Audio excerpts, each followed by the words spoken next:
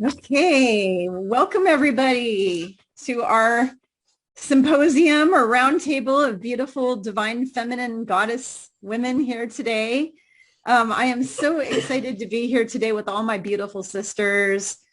I've got Sandra McKellis, I've got Akura, I've got Gail of Gaia, Free Range Gail, I've got Salini Terry Apodaca, Victoria Reynolds, and Jenny Lee with me here today. I am so honored to be with these beautiful, beautiful ladies. And today we're going to be discussing with you the ascension, where we are at this point, where we've been. I'm going to go over what has gone on up until now, just a real quick review. We will be talking about where are we at this point in the ascension. I'm going to kind of start off where I think we're at. And then we're going to talk about what's coming, everything from the solar flash to collapsing governments. You know, we're going to pretty much discuss everything that we can, that you know, we know about the ascension and where we're heading, and maybe give you all some inspiration. A lot of you are calling me and kind of freaking out and saying that you're just totally exhausted and you've lost hope and you don't want to be on earth anymore. And we don't want you to feel that way, because we need every single one of you light warriors here, because what is going to transpire in the coming next couple of years is going to be beautiful and amazing. And we're going to need every light worker on board to help all of the people who are going from 3D to 4D, because the people who are the light workers, we're going to be going into 5D. But the people like our asleep family members who are very stuck in 3D right now, they will be going into 4D. And we're going to need to teach them and help them. And we're going to have all sorts of superpowers, which is going to be really cool. We're going to be like the Eternals. And I'm excited about that. I can't wait until I can read my husband's mind and tell him, how dare you call me a bitch in your mind, or whatever, you know. Hit a what? Yeah. Yeah, I'm really excited. So let me drink some water, because my throat's already throat's doing its thing. Okay, so just to get rolling, for all of you who are new to this channel, if you haven't read my book Ascension 101 yet, just to kind of give you a reprise, we are in this ascension. It started happening, and to be honest, to go back 2,000 years ago when Christ came here, he came here to teach us how to ascend in our body. But the lizard guys, the Draco, basically murdered him, put him up on a cross and nailed him to it, because they didn't want us to ascend. They wanted to keep us enslaved forever and ever. They had already had us enslaved for, almost 11,000 years at that point. As of today, it's like close to 11,500 years that they've had us enslaved, and they wanted to keep us stuck in the matrix. They had equipment on the moon that was dismantled recently that was keeping this matrix trap. People's souls were being recycled over and over again into a samsara wheel. The souls were being trapped on this planet. And we were taken from the people who lived here during Atlantean times were fifth density and higher. They cohabitated with ETs, the humans that were here, and they had superpowers. They knew who they were before they came here. There was no such thing as death. They lived hundreds and thousands of years. They were 12-strand and higher DNA. They were crystalline bodies. And what happened is, when the bad guys took over, like this Inky guy and some of these other Anunnaki who were not good, anybody who tells you the Anunnaki are good are kidding themselves. They took humans and they made us 2-strand DNA and carbon-based life forms. Why? Because then we get sick and we die, and we only live 70 years or 80 years or maybe 100 if we're lucky. And they did that because they drain and suck us like batteries of all our loosh for all of our fear. And they put us into this third density fear-based consciousness. So just to refresh everybody's memory, there is a difference between density and dimension. Dimension is a location, a physical location. Density is a consciousness level of the people on a planet. So we have been for 11,500 years a third density fear-based consciousness. We are ascending into 4D and then 5D, which is a love consciousness. And 4D, as I explained in my book, you have love, unification, unity with others, connection to source. And 5D, you have supernatural kind of abilities. So that's where you get your ability to levitate, to bilocate, to teleport, to read people's minds, telekinesis, move objects. How do you think they built those pyramids? Because the Anunnaki and the ETs who were here during the times of ancient Egypt used their minds to levitate objects. That's how they were able to build those pyramids. They didn't need a special device. They could just use their mind and pick an object up and move it into place. So we are going back to Atlantean times again, but before all the bad guys took it over, we're going to New Atlantis, or New Age of Aquarius, the new golden age. There's been several golden ages on this earth in previous lifetime, or a long time ago there were golden ages, but now we're bringing back a new golden age. And so where we are today, this is where I feel we are. I believe in the late 1980s, we had a harmonic convergence, which happened, and that kind of opened everything up to get the ascension going, to start waking people up. But before that, there were people coming in, going back as far as the early 1900s. There were these starseeds. And if you follow any of Dolores Cannon's work, you will read that there's a first wave of light workers, a second wave, a third wave. I'm part of the second wave. Dolores Cannon and these women like Patricia Cota Robles, who are in their 70s, 80s, and a lot older, they are the first wavers. I'm a second waver. I came in the mid 60s. And the third waivers are our children that are coming in, these new children that are coming in, these crystalline children who are coming in with their 12-strand DNA already activated. And where we are right now is in 2012, they got rid of the Lords of Karma, the karma thing with coming back and having to pay back for, like if you cheated on somebody, you would get cheated on 50 times, whatever, all that karmic stuff that was removed. Now what we have is every time you do an action, you are held accountable for it. So you get punished. Okay. There's actual punishment, but the punishment may or may not come now. It may come when you leave. So you are being held accountable for all your actions. But it's not this karma thing. Karma is a completely different thing from being held accountable for your actions and a punishment. Those are two totally different things. They've gotten rid of the reincarnation samsara wheel. That is gone. That is not happening anymore. Trapping souls in black boxes, that's been eliminated, which is what they were doing to us.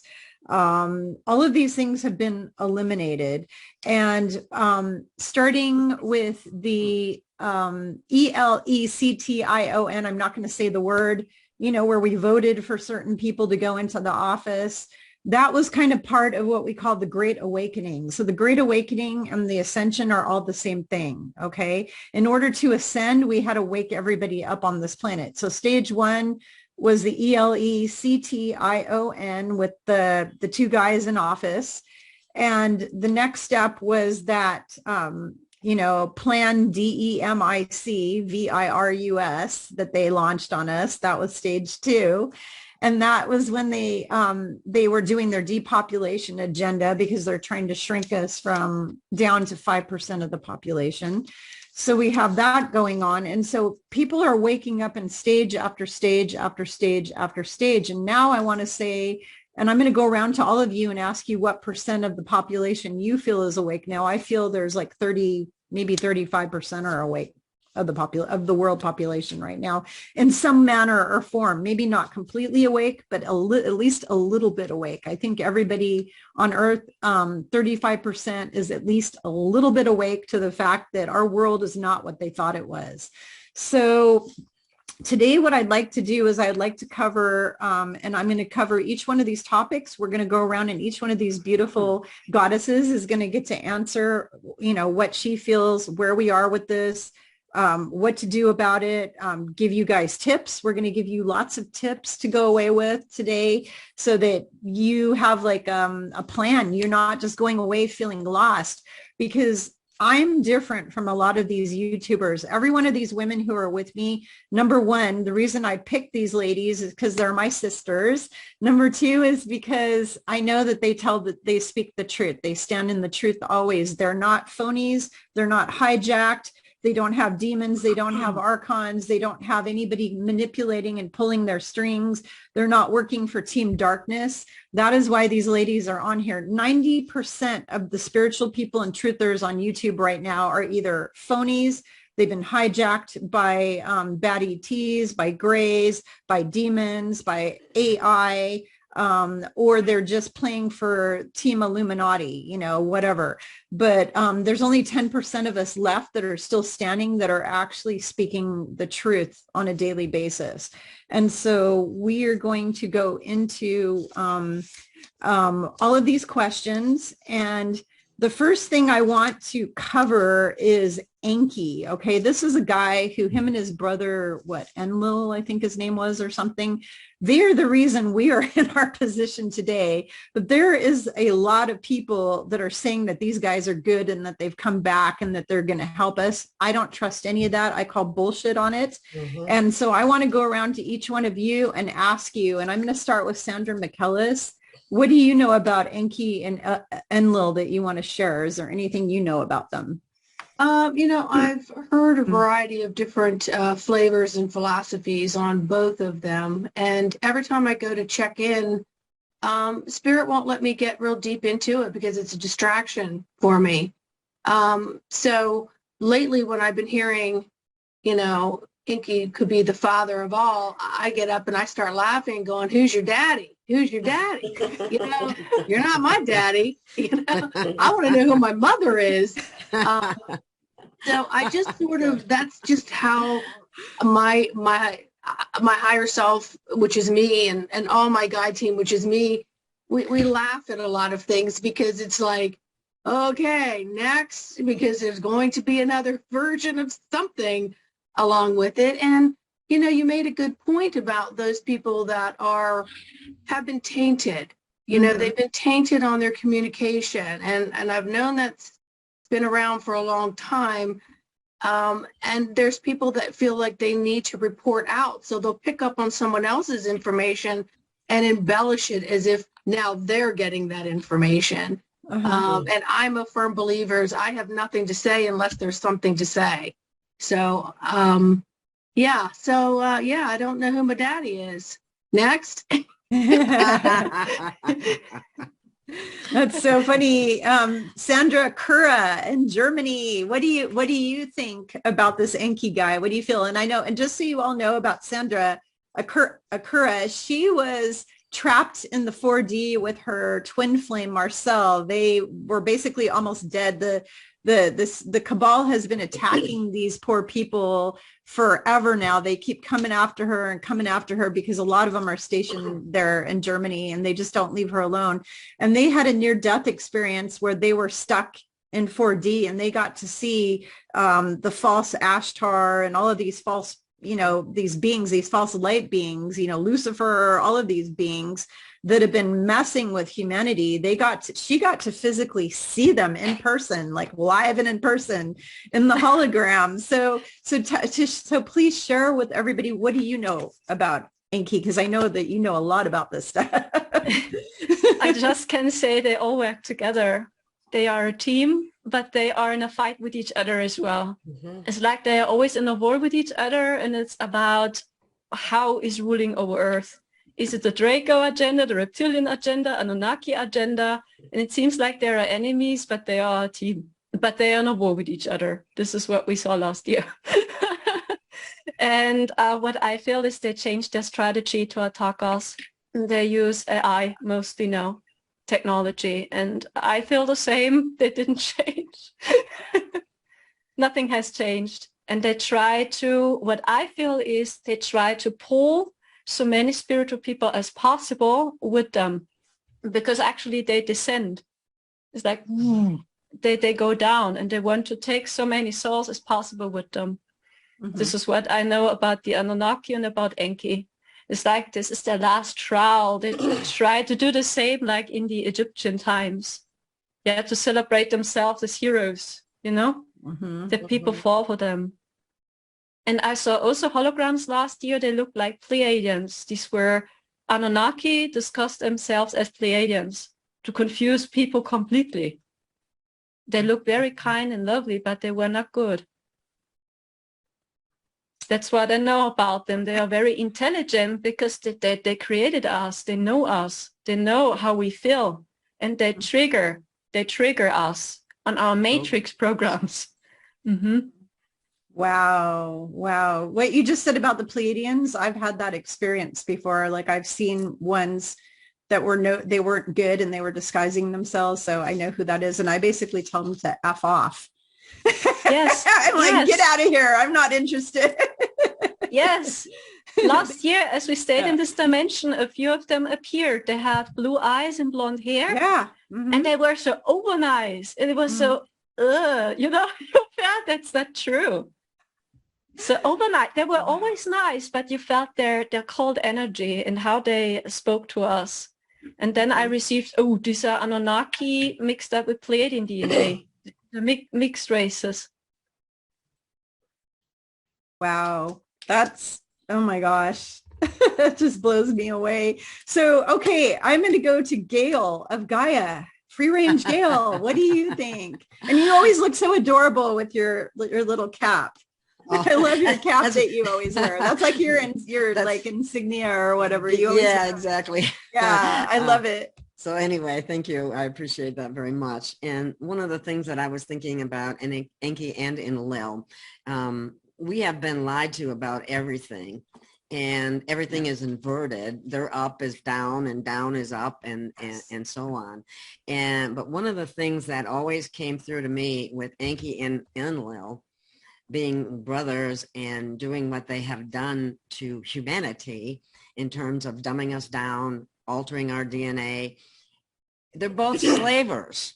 They both wanted us as slaves. So how can that be good? It's not. Exactly.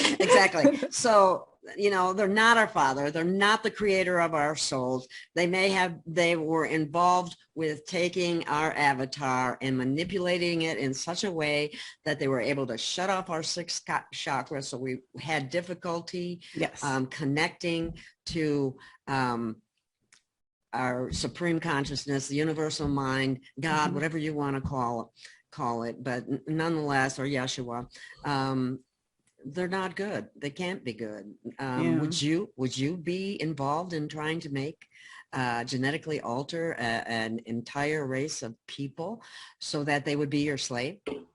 Yeah, no, that's horrible. It's horrible.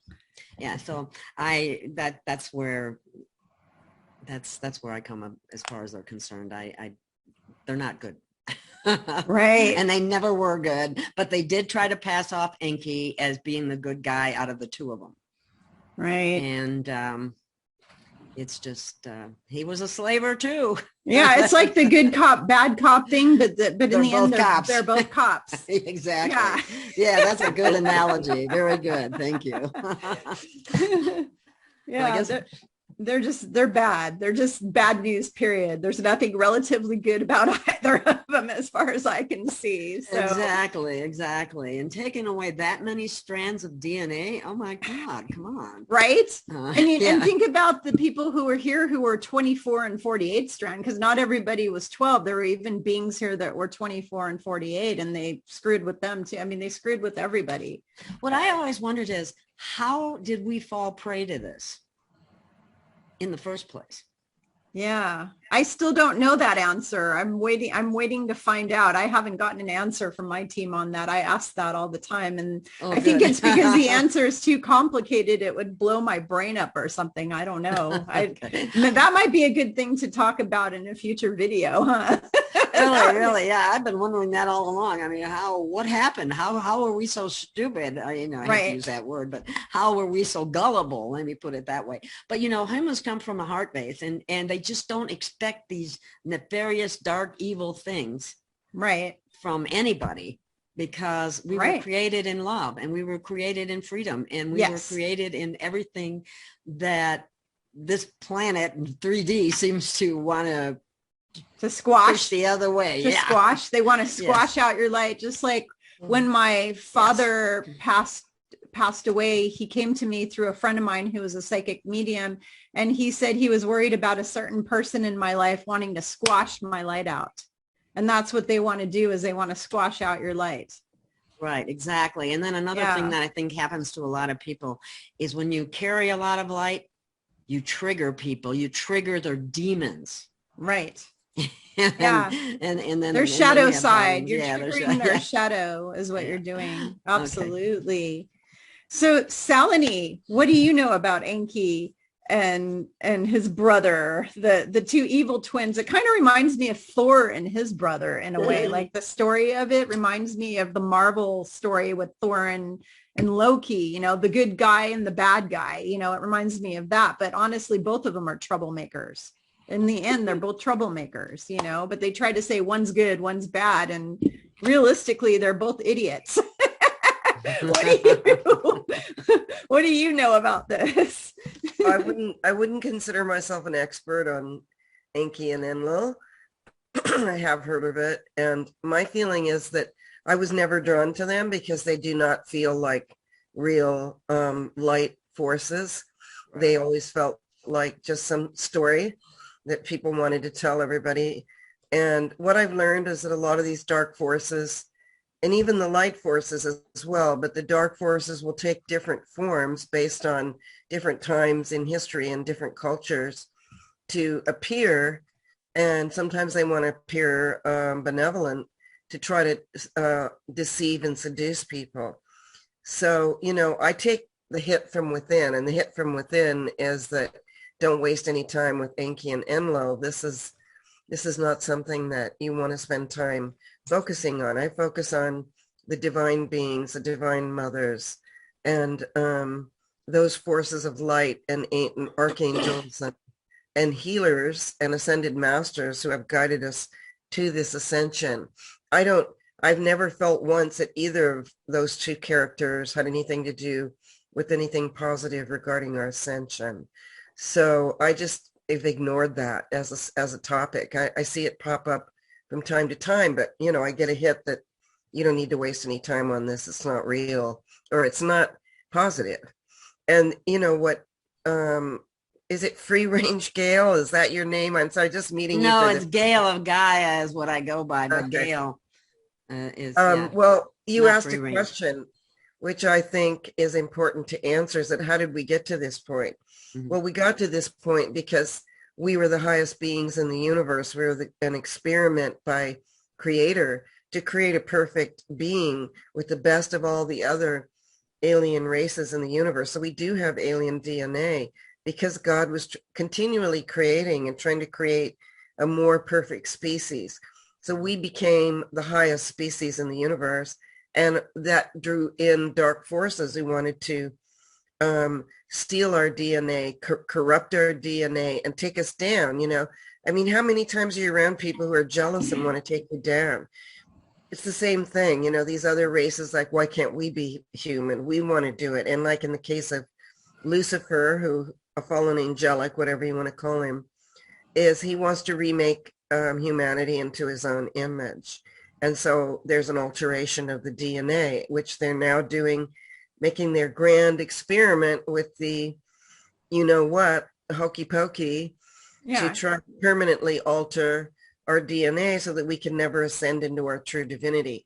So Mm-hmm. we actually are probably the only perfect race that can ascend into our pure divinity. And so everybody wants our DNA and wants to be a part of it.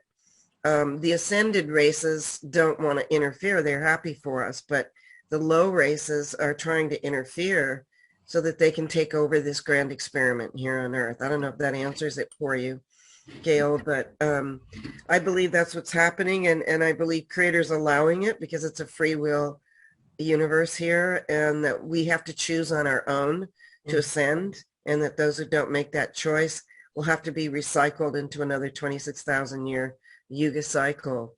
So those of us who are currently decided to ascend, that's why we're going through hell, you know, because it's like ascension is about total physical, mental, spiritual, emotional transformation.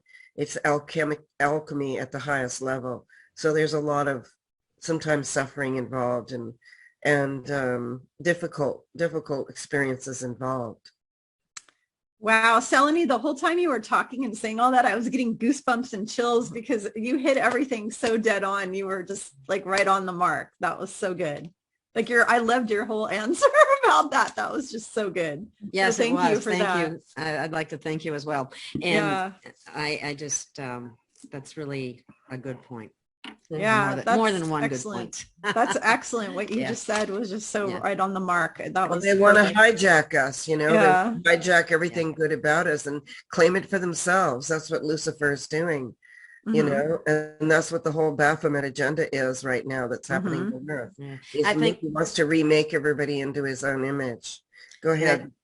I was just going to say, I think one of the biggest obstacles that people have nowadays is to unlearn all the lies that we've been taught to Yes. believe. Mhm. Absolutely. And so- Absolutely. Pretty Yeah. much everything in school. Everything that they exactly. teach in the schools. I just did a video. I was just interviewed on Spiritually Raw yesterday, and I talked all about how we failed the children of Earth. And I went over 4 pages of stuff that I wrote down that was channeled to me of all these different things going on with the kids, you know, and the biggest part of it is the horrible school system, you know, where they're trying to make them into trans, you know what, at age 5 years old. At 5 years old, they're already trying to push little boys to become girls and little girls to become boys. And they're hitting them also with getting them used to pedophilia. They're trying to indoctrinate little children into this pedophile system, you know, to honor their little Baphomet.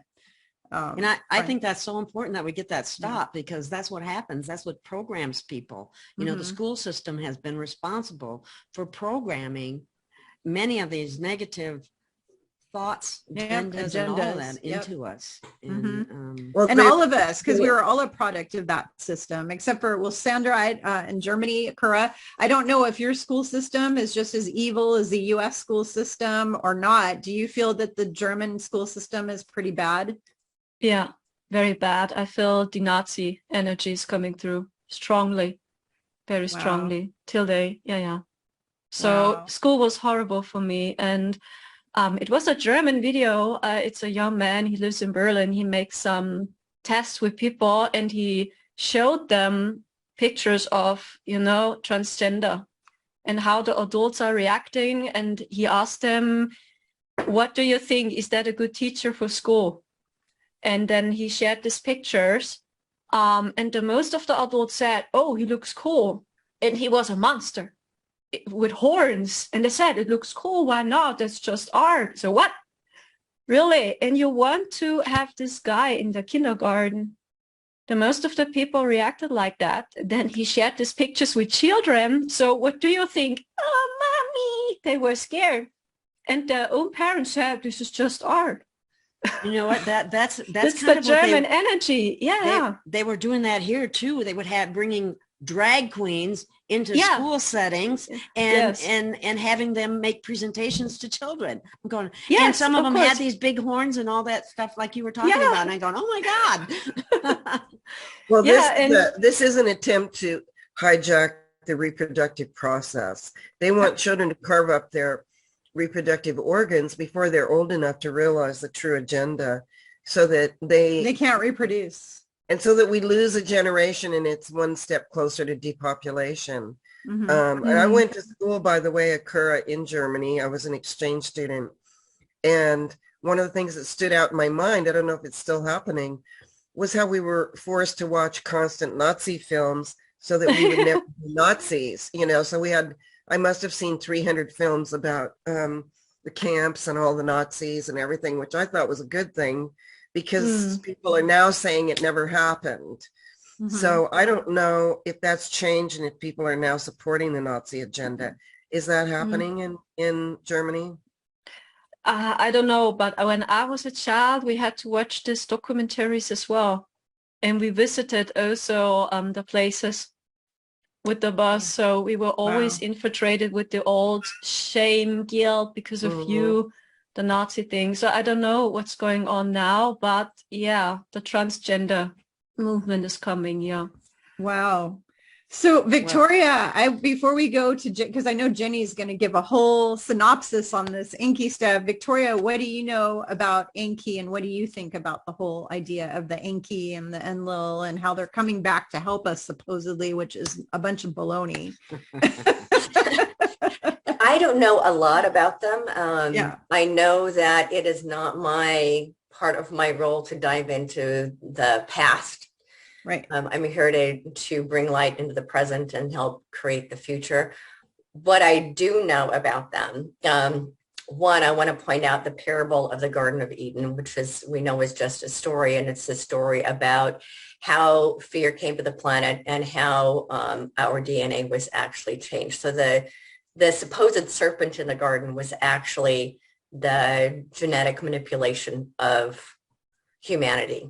Mm-hmm. And the fall of man was actually this story of how these dark beings came to the planet and manipulated our DNA. That's actually what the story of. Yes, absolutely. Absolutely. But what I know about these two individuals, it's not, as I said, not my area of expertise, but what I have learned about these two is that they are two individuals who set themselves up as gods. Mm-hmm. And what they did is the one brother is the god of the slave race, in a sense, which is the masses of humanity. And the other one had set himself up as the god of the overseers. Mm-hmm. So they're these two brothers, and as you said, neither one of them are good. They had a perfect design. We're going to have this one group of people who are the ones who oversee everyone else. And there's going to be another group of people who are all the slaves. Mm-hmm. And that's how it's been since they came in and they manipulated the DNA of humanity. And they actually do have one group of people who, from the very beginning, when people say, oh, this corruption's been going on for decades, I'm like, are you kidding me? It's been going on for about 11,000 years, where they created one race of what they consider to be the perfect group of leaders, who, by the way, are very they consider themselves a white and delightsome people. They do not intermix with any of the slave race, if you will. Right. So when they come across as being blonde-haired and blue-eyed, that is actually their preferred appearance. Mm-hmm. That's why they don't intermix with any of the natives, if you will. Mm-hmm. Mm-hmm. Right? And that's also why they go on the attack against the all of the indigenous peoples of our planet who are darker skinned. They actually despise them and see them as nothing more than slaves. Mm-hmm. And they see themselves as this perfect white race. Mm-hmm. So that, and that's why when people complain about the white Caucasian male always being in charge, that actually was part of the agenda. They set it up that way intentionally. So they're always the ones who are in charge. So they created these two different groups or classes of humans, one specifically to be in charge of the rest. And then they set themselves as the God creators of all of that. So neither one of them are good. They both work on behalf of the dark, as I call it, the dark contrast.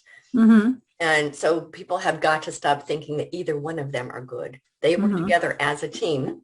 Like someone was saying about Thor and his brother right there. They set themselves up as God creators. Yeah. And downgraded these perfect divine creations, what I call the divine human blueprint, which is this extraordinary blueprint of every race that has basically ever existed across all known universes to create this divine human, which is so extraordinary. I mean, the human consciousness is so powerful, it can create with just a thought. They wanted to be able to control that. Yeah. That ability that we have to create merely by thought. And thought is so powerful, it can transcend and transmute everything. And when people talk about what the fastest energy, right? The speed of light is the fastest. It is not. The speed of thought is the fastest form of travel in the universe. And so these beings knew how incredibly powerful the human mind is, how incredibly powerful the human heart itself is, an extraordinary machine. created by source. And so this divine human experiment was just that. And so they wanted to learn how to control this experiment.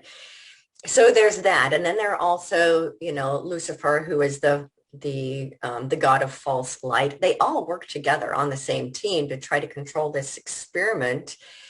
And again, like, I don't remember who was saying it, they all work on behalf of the dark, and they all despise each other, and they're all trying to be the one at the top, but they all work together. Yeah, Kura was saying that. Yeah, that they so all fight each other amongst themselves. That's why that's why their plans never work.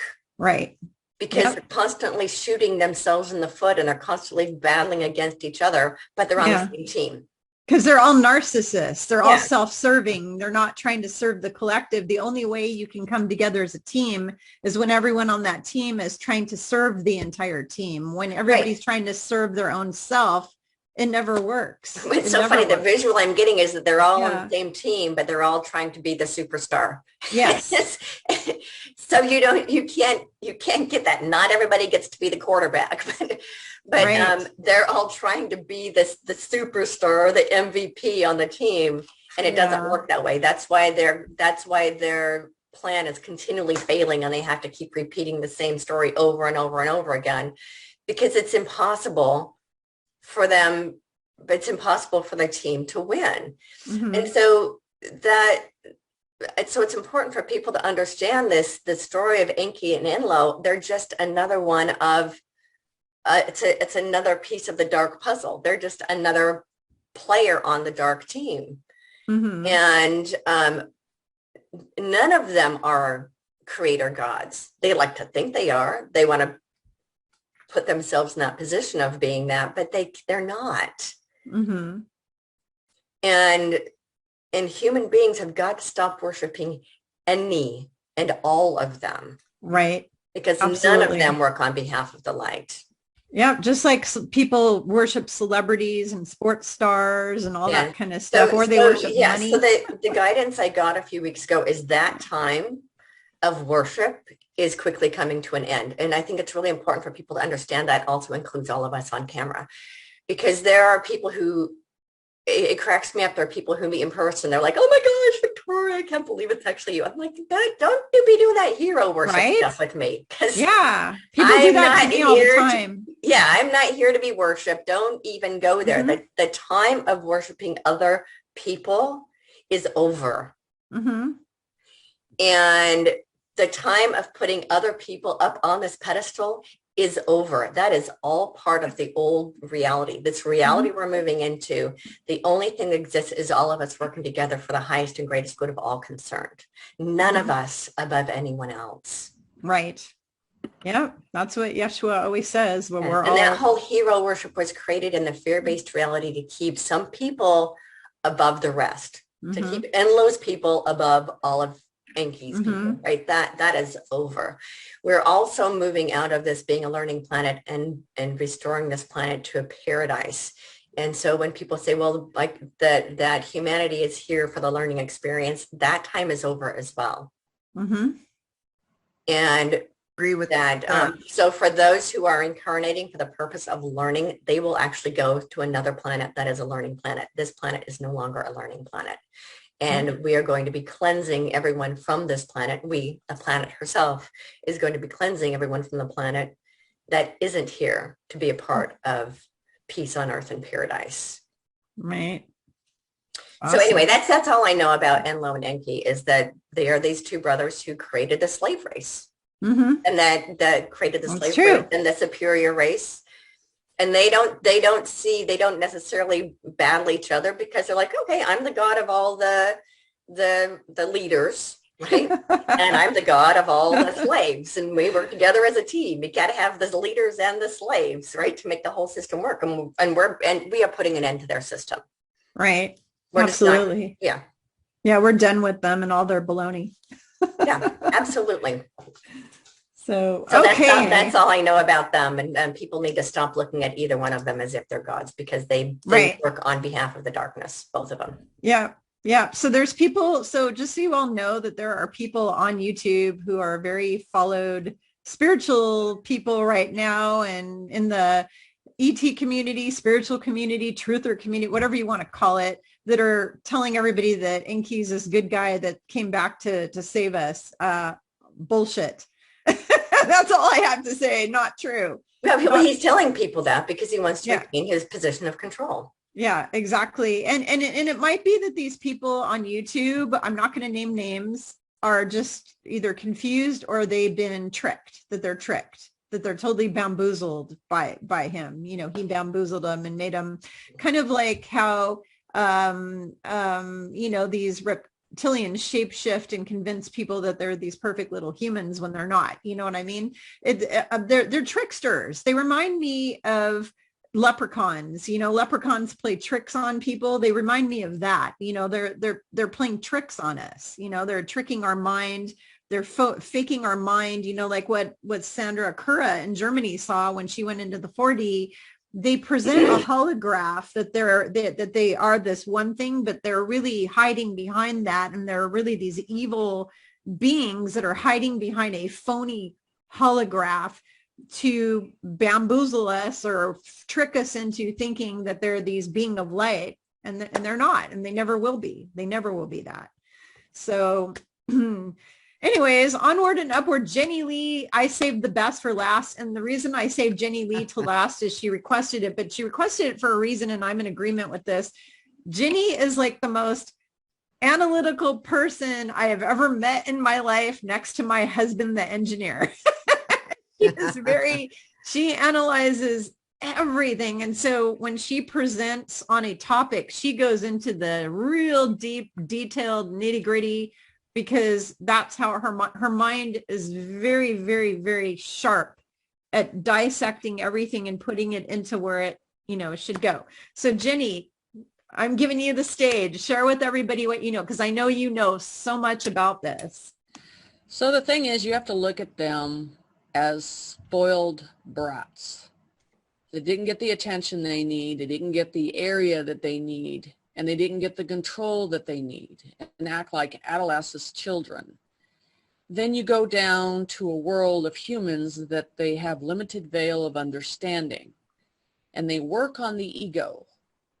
They're easy to come into these people that work on ego, because what happens as you work for the light, spirit gives you your lesson, and they keep you consistent on what needs to be done. Now, ego works on, they're going to come in and say, all I need to do is get this soul to do what I need them to do, and make them think whatever I want them to think. So they'll show you a gorgeous blonde guy named Valnek, you know, whatever. Or they will, because that is at that person's limited veil of understanding. So like I teach my students, you have to ask them, and you have to be ready to actually see their true identity when you ask for it. See, human concept wants to see everything as humans, and it is not that way. So it's only at the presentation of her being fooled that it is a good guy, because it is coming in an ego balance. And so if you guys really want to know what Enki looks like, I could show you. Yes. Oh, isn't he lovely? So, very. So he looks like the devil, basically. Yeah, he looks but I mean, like the that's devil. what it is. You want to know the true identity. They don't look like princes. They don't look like these special people. I mean, you have to understand, there's no light created in here. It's evil and gross. And so when you get to a point and you have these people that are starting to work in the light, and then all of a sudden the negative is going to come by and test you. The negative is going to try to manipulate you. And these are these goddess, whatever you want to call them, demons, I call them. They're just pissed off because you don't have the same as they, and they want to use yours. If I didn't have it, you're not going to have it. It's the same type of attitude. So it's a manipulation game. And that's why I teach my students, identify everything that's in the presence of you before you allow it in, and allow yourself open to it. Once you invite it in, it will take over. It will take over. And so, and then when they are not getting more information, then what happens, you take from the negative side and you use that because you have nothing left to give to society for the truth anymore. So I'm just telling you that these are just spoiled entities. They're spoiled and they didn't get what they want. They didn't earn their way in doing the things the right way. And so you're never, everything for yourself is at a limited veil of understanding. If you've done your work, you nourish spiritually, you're going to see it at its true self. But you also have to get out of fear when these entities come towards you, because that's what they want. They want that trigger mode of fear. Okay? So, and that's the first thing I say, show your true self. So, I mean, that's his true self. I went in, I went after it, I looked at it, it's like, that's what it is. So it's just another manipulating entity making deals where he can, but there's no more deals to make anymore because we are ascending in levels of understanding. So the thing is, it's just, it's powerless. It's only powerful if you give it power. And when you give that name out to that and you want power behind it, it's because something is making you give it power and enlightening it and leading them down to a cliff that does not exist.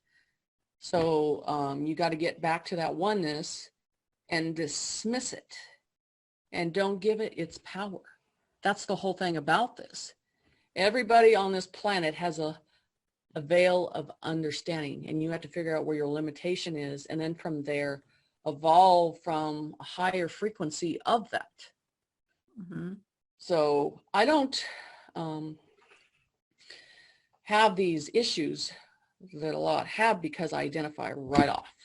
That is the first thing I do before I open an energy. And if you open it and identify it quick, they're not going to mess with you because you're not worth the investment. But some humans are worth the investment because they can be manipulated and told and said that they have blonde hair and blue eyes and they're perfect. No, it doesn't work that way. So I would just say, here's your true identity. So and ugly. If you think you're doing a deal with this one, no one's is going to listen to you. Wow. Wow. Yeah, just, I don't know if any of you have met Jenny before, but Jenny Lee is a remote viewer, and she's also a psychic medium. So she uses both, and her drawing skills, like she did a video with me and Ileana, the Star Traveler, who, by the way, was supposed to be on this video with us, but she's away on vacation.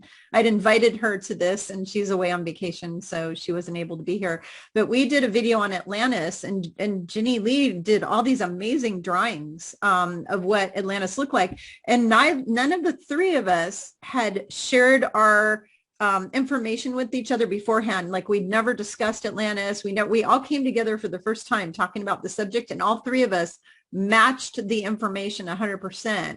And all of my memories of it, because I went by my memories of being there, and everything Jenny drew was just like what I saw in my memories, like exactly the same. And Jenny is very, very accurate with her drawings, very accurate with her drawings. So if she draws that ugly, beastie looking creature with the horns, I can guarantee you that is what he really looks like. He really looks like that, because she is excellent at drawing people and places and things and stuff like that.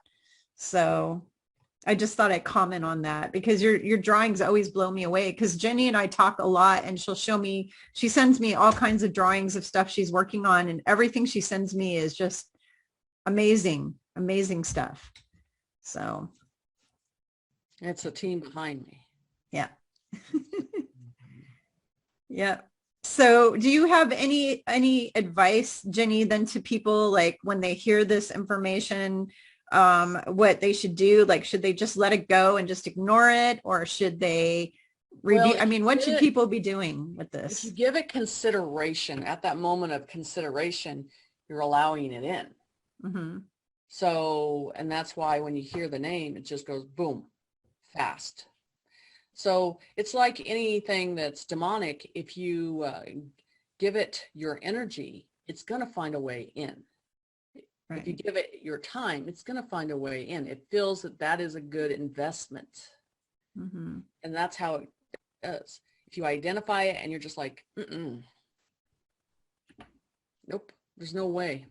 So be strong in when you hear it, and just don't look at it as an existence that you are going to give it power in any way. Mm-hmm. Yeah. So it's all about, like I said, if you're working from that lower level, those lower entities will come in, and you need power from that source at that level. And if you've done the work diligently and you've gone up and ascended up and got the information, because I don't get anything down here, I get everything up there and they bring it down. I will never get it from this side.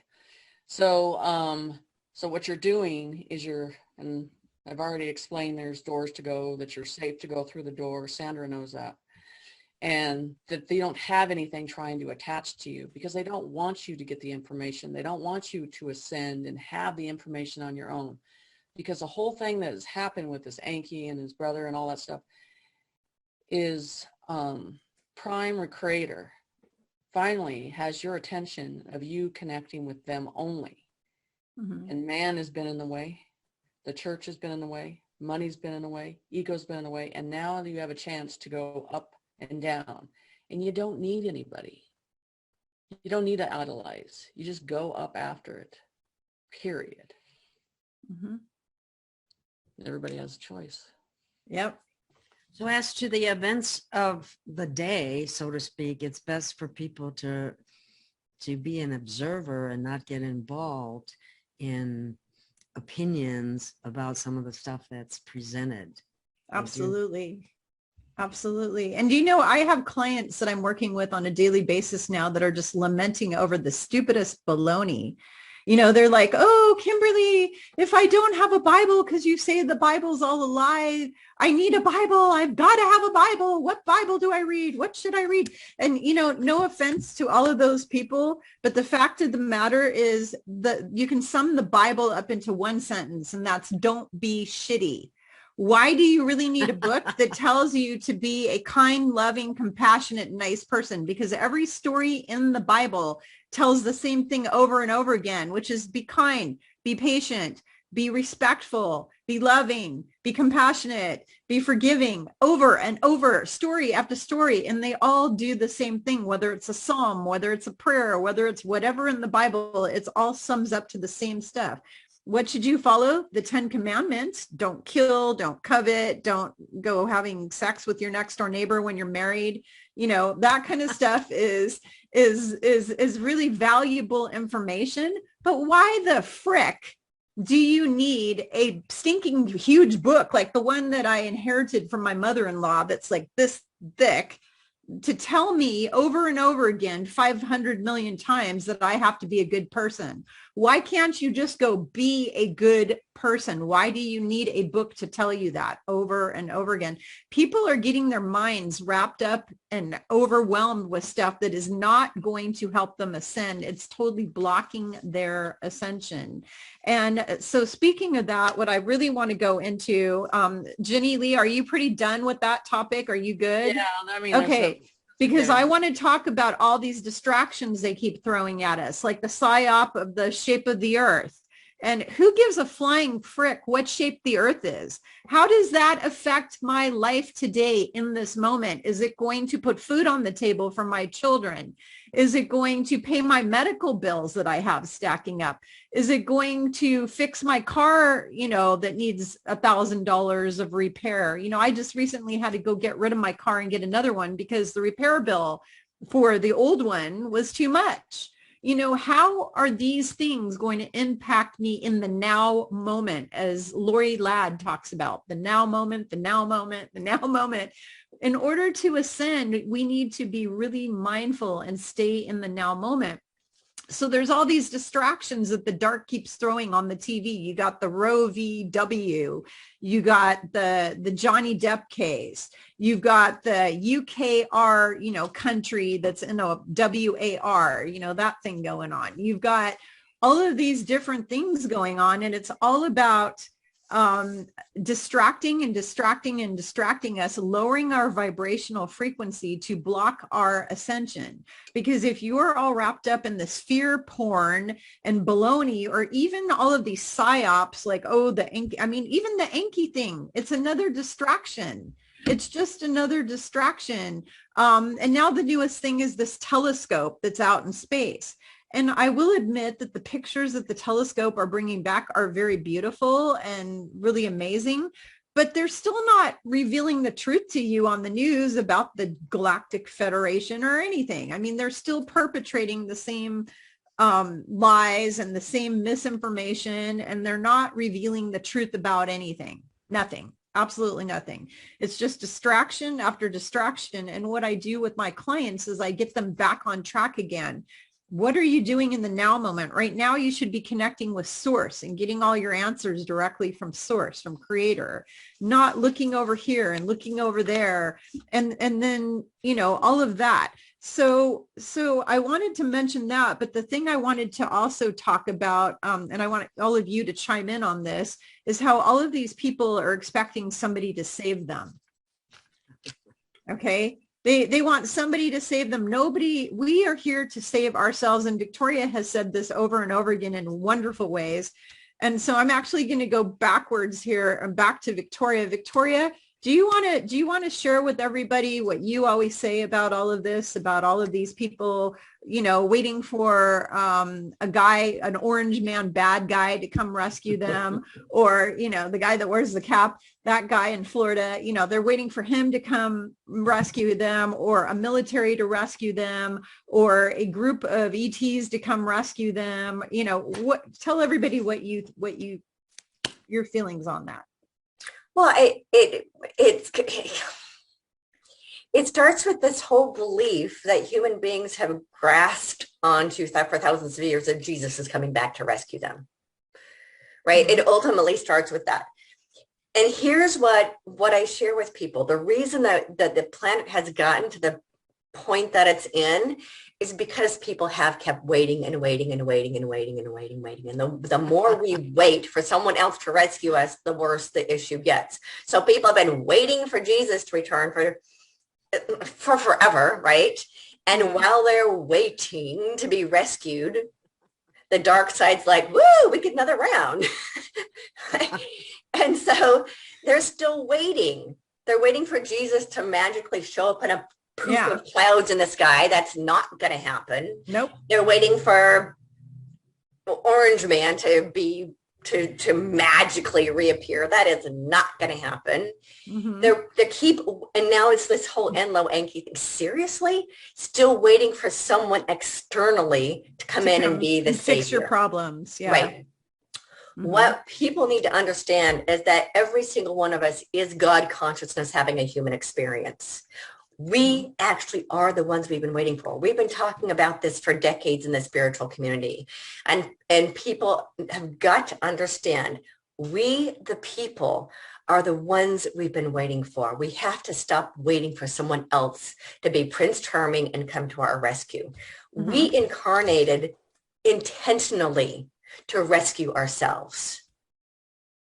We volunteered to be here, to be the ones that will save humanity from the darkness. Us, all of us have been encoded with Christ consciousness so that we could make the loving choices that are necessary in order to move us into this new reality.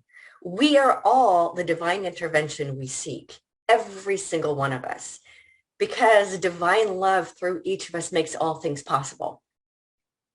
We are all emanations of God having a human experience. We are all the ones we've been waiting for. We have to stop getting, the ego is what wants to be rescued. The ego is so easily manipulated by fear.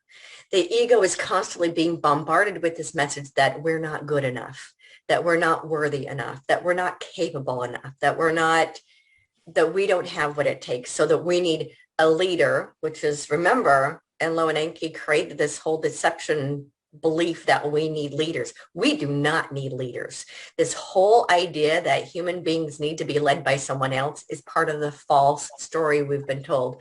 We don't need leaders to rescue us. We just need to find the leadership within ourselves. We need to find self-governance within ourselves. And when we're living our lives in a love-based, heart-based, spirit-led reality, we don't need anybody to lead us and tell us what to do and come to our rescue. We're it, baby. And we just all have to own that inside of ourselves. Now, we chose to incarnate in human form. All of us are here are volunteers. We chose to incarnate in human form so that we could make better choices for humanity. Because as spirit beings, we can try to inspire human beings to make better choices, but the information wasn't getting in. So we chose to incarnate in human form so that we could make those choices here in the physical reality so that we could create a new reality. So it's up to every single one of us to take ownership of the truth that we are the ones we've been waiting for and stop waiting around for somebody else, because it doesn't work that way. Yeah. This old reality is falling apart specifically so that we don't have anyone else leading us and telling us what to do and how to live our lives. Yep, absolutely. This falling apart of the old systems is the best thing that's ever happened to humanity. Stop trying to vote in new leaders because we don't need them. Yeah, we need to collapse the bad government and create back what we had during the Essene times. We had councils of elders in each community. And that's what we need to go back to. We have to understand that we're capable of self-governance. Mm-hmm. And stop looking for a hero to come to the rescue. The hero is inside of all of us. We just have to step up to the plate and own that truth within ourselves. Absolutely. Absolutely. Sandra McKellis, do you have anything you want to add to what Victoria just said? Do you have any inspiration or ideas about this whole thing about people waiting to be saved by someone or something or some military or... Well, I think we've been programmed to always look for the savior, and the information is outside of us. And in order to obtain it, we have to go outside of us for that. That's in our schools, that's in our religions, that's in just about everything, including your parenting, your parents. For me personally, in 2019, I received a message that said, be very aware of distractions. Don't let anything distract you. And it was pounding me over the head. And then along comes the go home, lock your doors, and wear a muzzle came along. And so ever since then, I've just learned to ride the wave. So when information comes in and out, I look at it as it's just information filtering through me.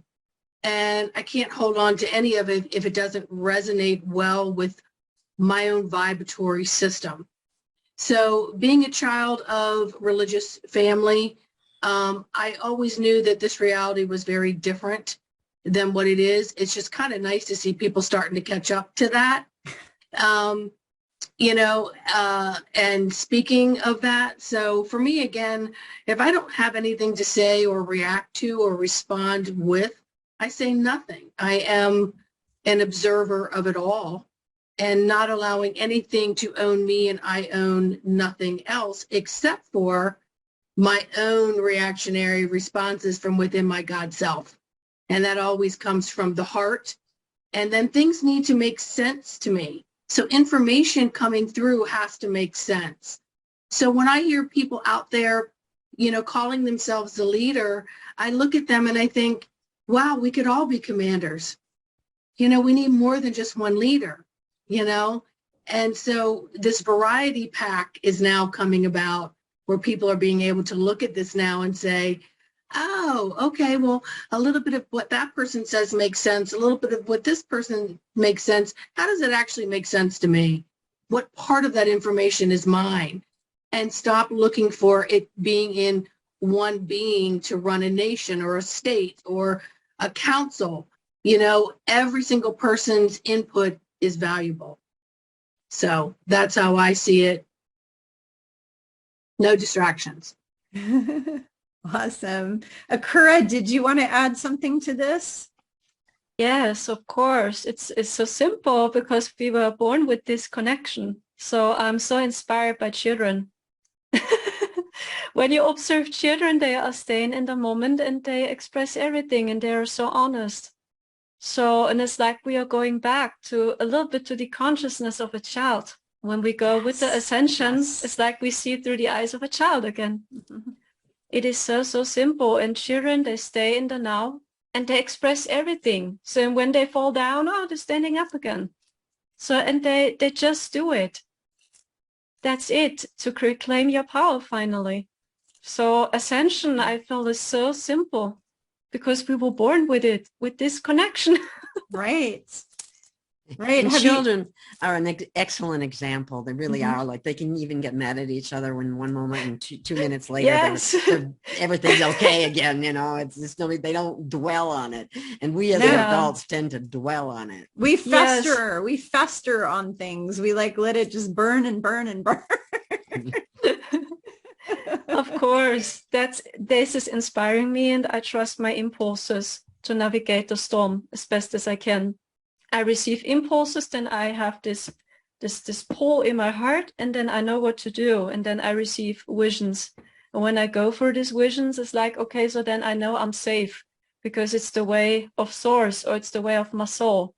But when I'm stuck in here, and it's like I start to overthink it, so then I know, no, this is the distraction. That's not my true way. And then very bad things are happening because you don't Yeah. listen to your heart. Right. And it's so simple.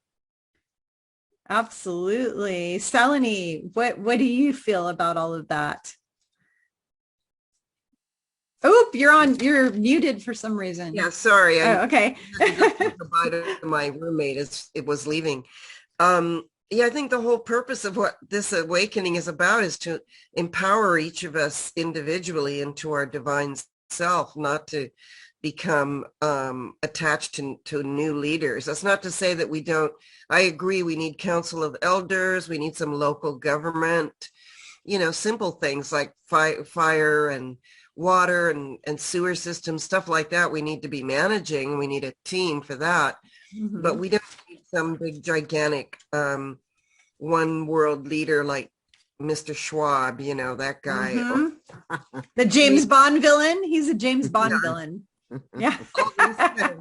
Scary individuals who actually say things like, you will own nothing and you will be happy, Yeah.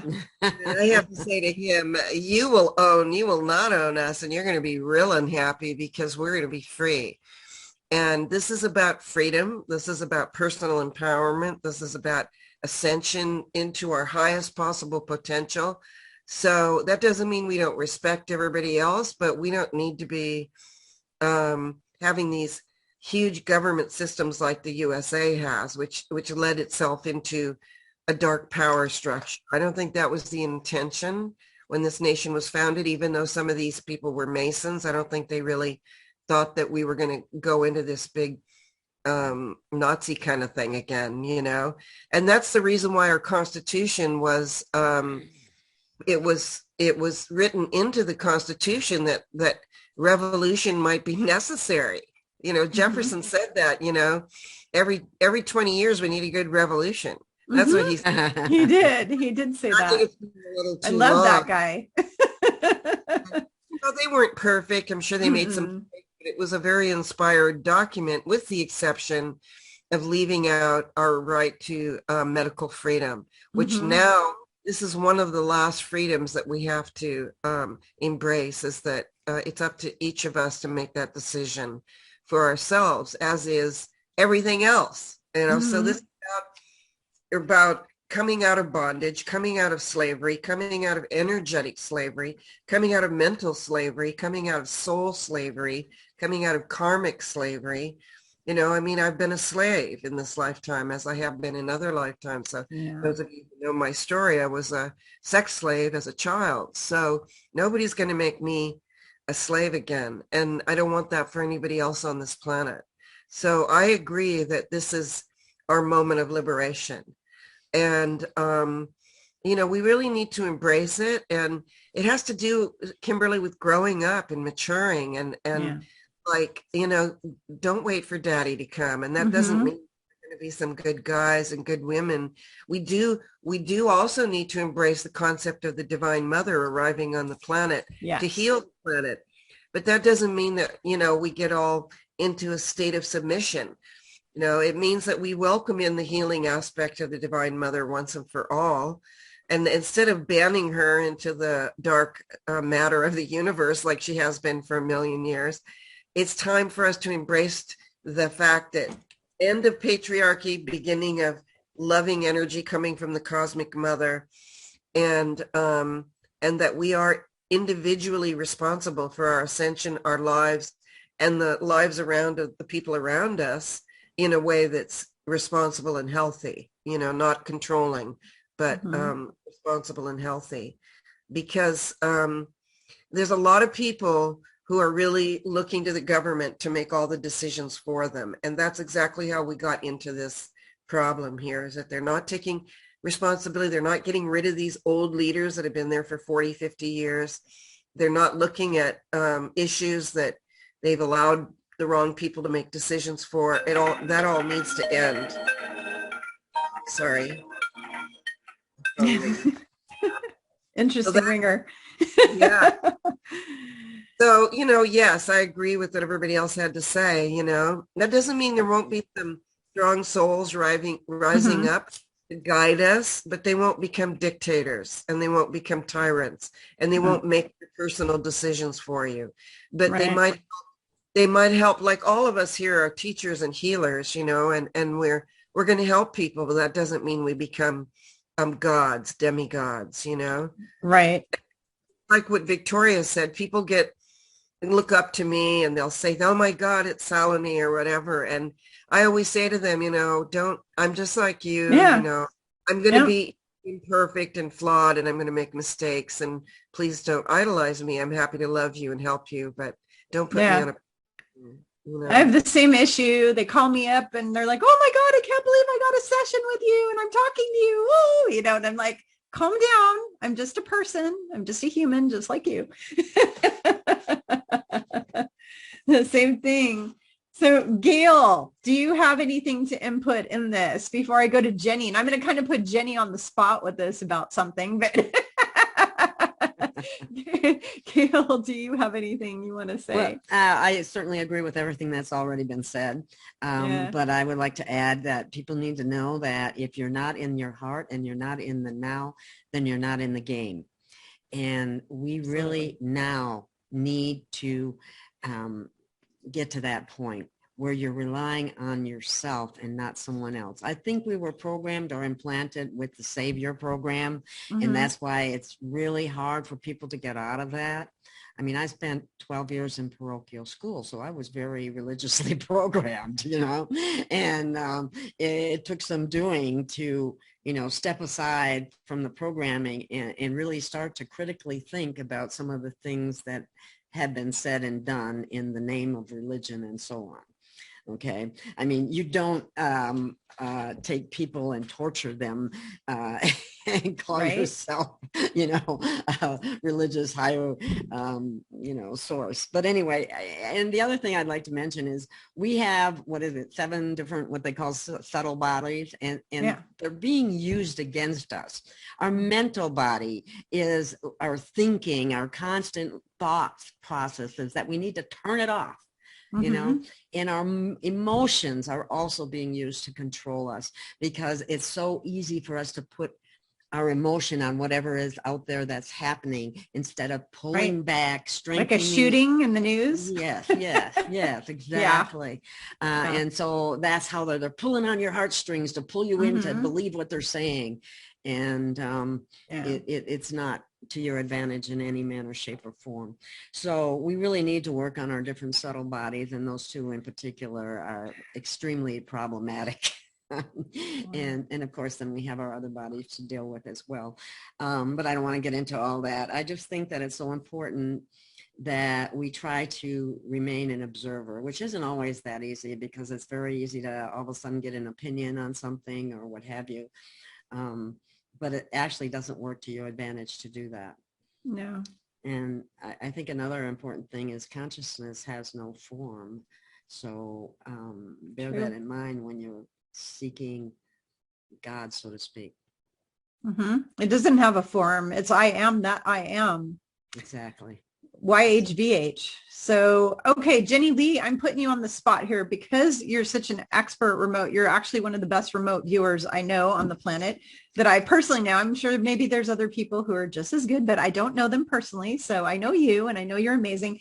I want to ask you, what have you seen up until now, or what can you see happening when it comes to, number one, these groups that people think are saving us, like military, what have you seen, and what do you see coming in the future as far as changing of the guard to new leadership? Have you seen anything? Have you gotten any info on that? Like what the new governments or new leaders or new whatever is going to look like? What are you getting on that? Well, I mean, a long time ago, I did a prediction on James Rink's show about the financial system has its own conscience. And they showed me a long time ago that that system, it's foul proof. So it knows your behavior before you even enter the situation. So, and then they went to, we've outgrown this process and we're going to a council. Now, is the council going to be kings? Do I think they're going to be human? No. I do not think that humans are going to be in control of the situation no more. I think we're ascending into our original beings. And like I said, with our conscience, 4D is going to make our conscience go back to, as human conscience, go into our true conscience. And you're going to have that download of information that your mind is going to start to download into the information. So you're going to get to a point where I'm not worried about ego in the future because your concept will not be in that process going into 4D at all. You know, so we're going into something as a higher council that's universal. You know, and I even on one of the universal maps that I grow for the universal line, they call it, that gets you ascending up, is there's a quantum system here. There's a quantum system in on the council too. I've seen it in 4D. So, I mean, it's just foul proof. The things that we worry about here are not even going to be in existence there, worry. We're going into... Like money? Everybody's caught up in this Nasara Jasara stuff. And in 5D, that doesn't even exist. There's no need for money in 5D. No. I mean, it's just this is the thing. I'll tell you why, you got most of these rich millionaires fighting this is because they're going to be at level playing field. There's no rich and poor. It is a balanced, consistent energy. Everybody has what they need. And that scares the piss out of the rich because they don't know what to do about that, you know? I mean, and it's actually the mindset of what you need. What do you need? What do you think you need? What have you healed that you think you need? Because you don't really need much. And it gets the concept of man going, you know what?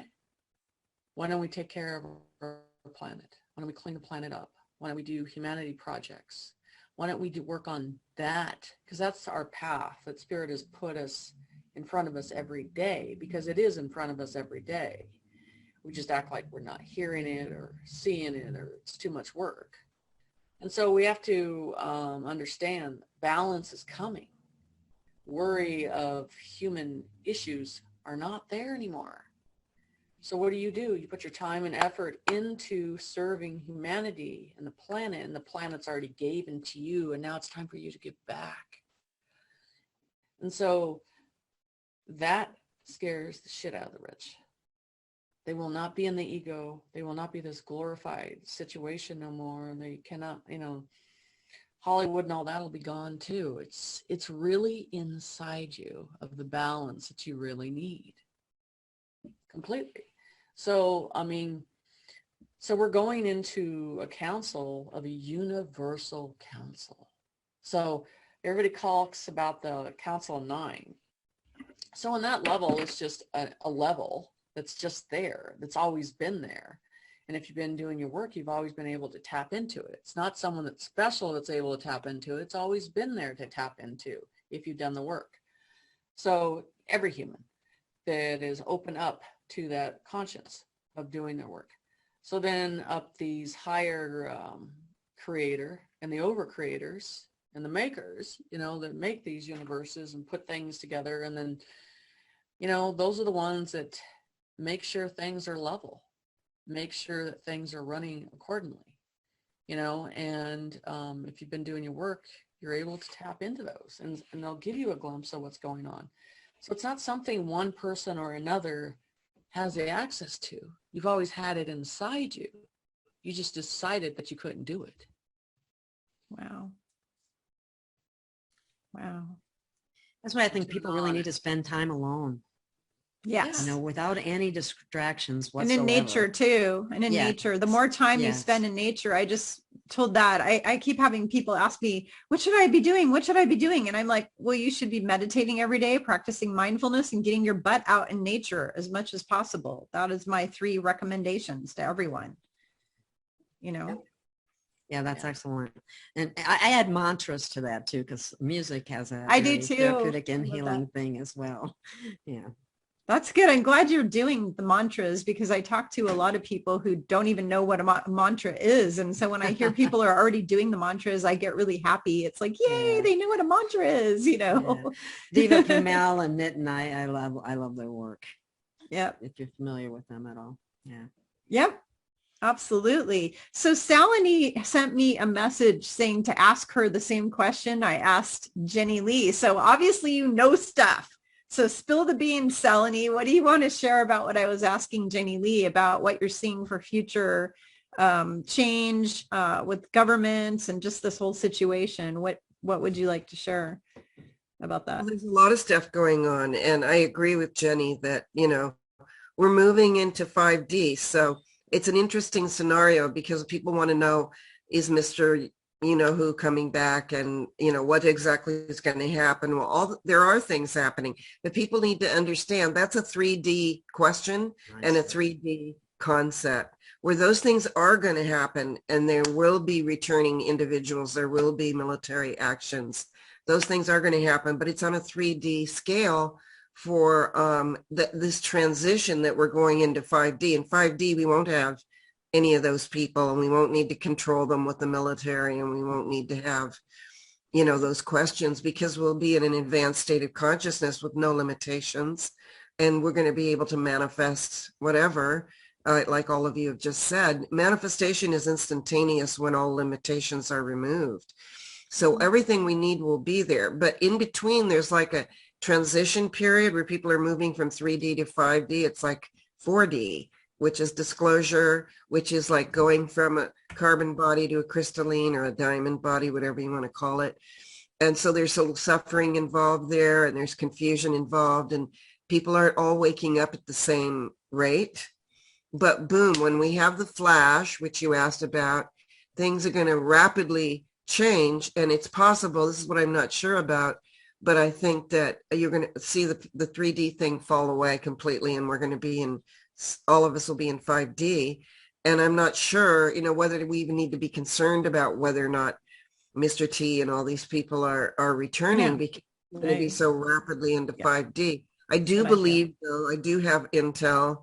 I think that the Divine Mothers are going to play a major role in transforming the planet right now. They're going to speed, and I don't know if speed is the right word, maybe smooth out this transition.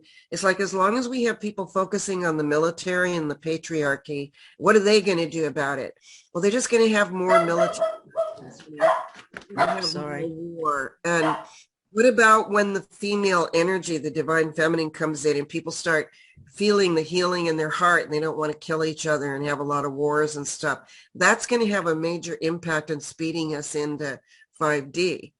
Now, I do have, and I see they're blocking that. Like, there's a little piece of information, I don't know if any of you know, but Laura Eisenhower was arrested today. And it's like, why? I know Laura's a very close friend of mine, and it's so ridiculous to arrest her because she's a divine mother spreading love. She's an oracle, and she's like a unifier. That tells me how desperate they are. They're going to try to arrest the divine mother. It's like, come and get me, because I'll just love you to pieces. And it's not appropriate that they're doing stuff like that. But to me, that actually is a message that we're getting closer because they're trying to stop the divine mothers from doing the work they're supposed to do. And so some of us women have had to be tough because we're upping against this patriarchal wall that's blocking us from getting into 5D. But I'm here to say that there are military actions taking place. I do have inside intel. They are moving through all this stuff. They are arresting people. And 65 to 75% of the dark forces are gone. We're dealing with the minions at this point, and they want to be big shots now. So they step up. One's removed, another one steps into their place. That's the problem with that. They're low level. And what's happening is high level individuals like divine mothers and ascended masters and archangels and those, the army, God's army, are here, you know, sweeping them out. So that's going to happen. It is happening, and it's not necessarily visible because a lot of us are working in the astral. You know, I am a warrior in the astral. So I do remove. Yeah, me too. So, you know, I know that everybody wants to see everything at a 3D level, but you need to have in your mind that some of that 3D stuff just is going to go away. And there's going to be some kind of ascension event where you're not even going to see that anymore, and you're not going to need to worry about it anymore. So we do have to live through the in-between period, but I don't think it's much longer. I really don't. I think we're getting very, very close. Something's going to happen this year because the alignment, if you look at the alignment in the sky, it shows a year of turbulence and violent revolution is what it shows. Violent revolution. And that doesn't necessarily mean that we're all going to be killed. It's a violent, energetic revolution. Right. It's energy. Right. Well, you do Vedic astrology, right? You do Vedic astrology? I do astrology in general, but Vedic are the patterns that I'm following. And right now, you know, we just moved into, we're going to be moving into Jupiter in Pisces and Mars in Aries. This combination, the last time this combination existed was when, just before the Civil War erupted. Whoa. So on July 31st, you're going to a very violent alignment. And that alignment could trigger a civil war. It's exactly alignment that happened like bring it. Bring it. Right. We also have the alignment of truth going on right now, which is Moon in Sag and Uttara Ashada Nakshatra birth star, which is a hardcore truth teller. And so disclosure is upon us. Once disclosure happens, it breaks the lie, and people will come out of that shell and start going through the trauma of healing and awakening. That's when we healers are needed and when we divine mothers are needed. So that's the in-between phase until, boom, we shoot off into 5D. I hope that makes sense. It does. And Jenny, you were holding up a picture of something. What were you wanted to share? So what did you want to try to get you guys to understand for our needs? Okay. This is what they call a home pod, that these can travel all over the universe. I want you to understand that these are dimensional. So everything that of your existence is easy to materialize in these, okay? Money, food, everything you need. It's not, the whole thing is getting out of the concept, stores, all that stuff. There's just not an existence of that no more. Everything is the self, you know, and that's the whole thing. I'm getting those chills again. Listening and getting these chills up and down my They're like Spirit says there's 3 veils of understanding. You got the lower veil, and this is the truth. They told me there's a lower veil, and those are the ones that can't get it, and they will not get it. And you have to accept there's a level that will not get it. You can't save everybody, but they said the ones that are ascending, that have done their work, have tried to get where they are, and there's the ones that have been seated here for a long time and knew that they were going to ascend with them. Those are going to be your leaders in the future. All of us on this conference today, we're all the future leaders, just so you know. Right now, because I don't talk about what I know, because I can't. In the way, I'm just going to tell you, and I've told you this, that they put these people, and they put them right in the good and the bad, and they put some in the good. And if they're getting arrested, there's a reason why they're getting arrested, okay? And it's hard for us to accept that they're getting arrested, but there's a reason why it's happening. So just because they say it doesn't mean anything until you see the end of why things were promoted the way they were, why people were superly promoted. You know what I'm saying? Everybody has a price, and you're going to find out at the end of it, I told you, that at the end of this, they have to be right. And that is going to be seen in the light across the board. Yep, absolutely. Absolutely. All right. Well, anybody have anything else to say before I go on to the next topic that I wanted to cover? Yeah, go ahead, but Sandra, go ahead. Sandra? You know, we've been raised to understand that those who hold the gold rule, and those who rule have picked their poster children for whatever it is it's going to be. And we're coming to a point in time now where we're realizing we are the gold.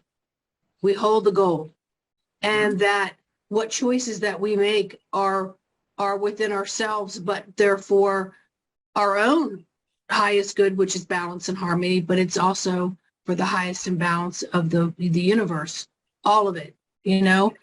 But I have to agree that we've got a lot of people here playing some shady characters and some so-called not so shady. But if it doesn't have anything to do with what you need to do in this moment, it's a distraction. Yes. It's truly a distraction of what it is that you need to do, which is why we have to think about, how do I literally disconnect all the cords of things that siphon any energies from me that take me away from my multi-purposes and my missions, because we have many here. So I just wanted to add that. Thank you. Thank you, Sandra, for that. And yeah, I have a chapter in Ascension 101 about that, about your mission and your purpose and all that. Akura, what would you like to share really quick? I wanted just to add that I can confirm this confirmation that something is about to happen, because we saw it last year in the fourth dimension, that there is much more going on behind the scenes with very famous people. Yeah, of course. I had always visions in 2020. It has started. I had always astral projections about it, always. And I was never in,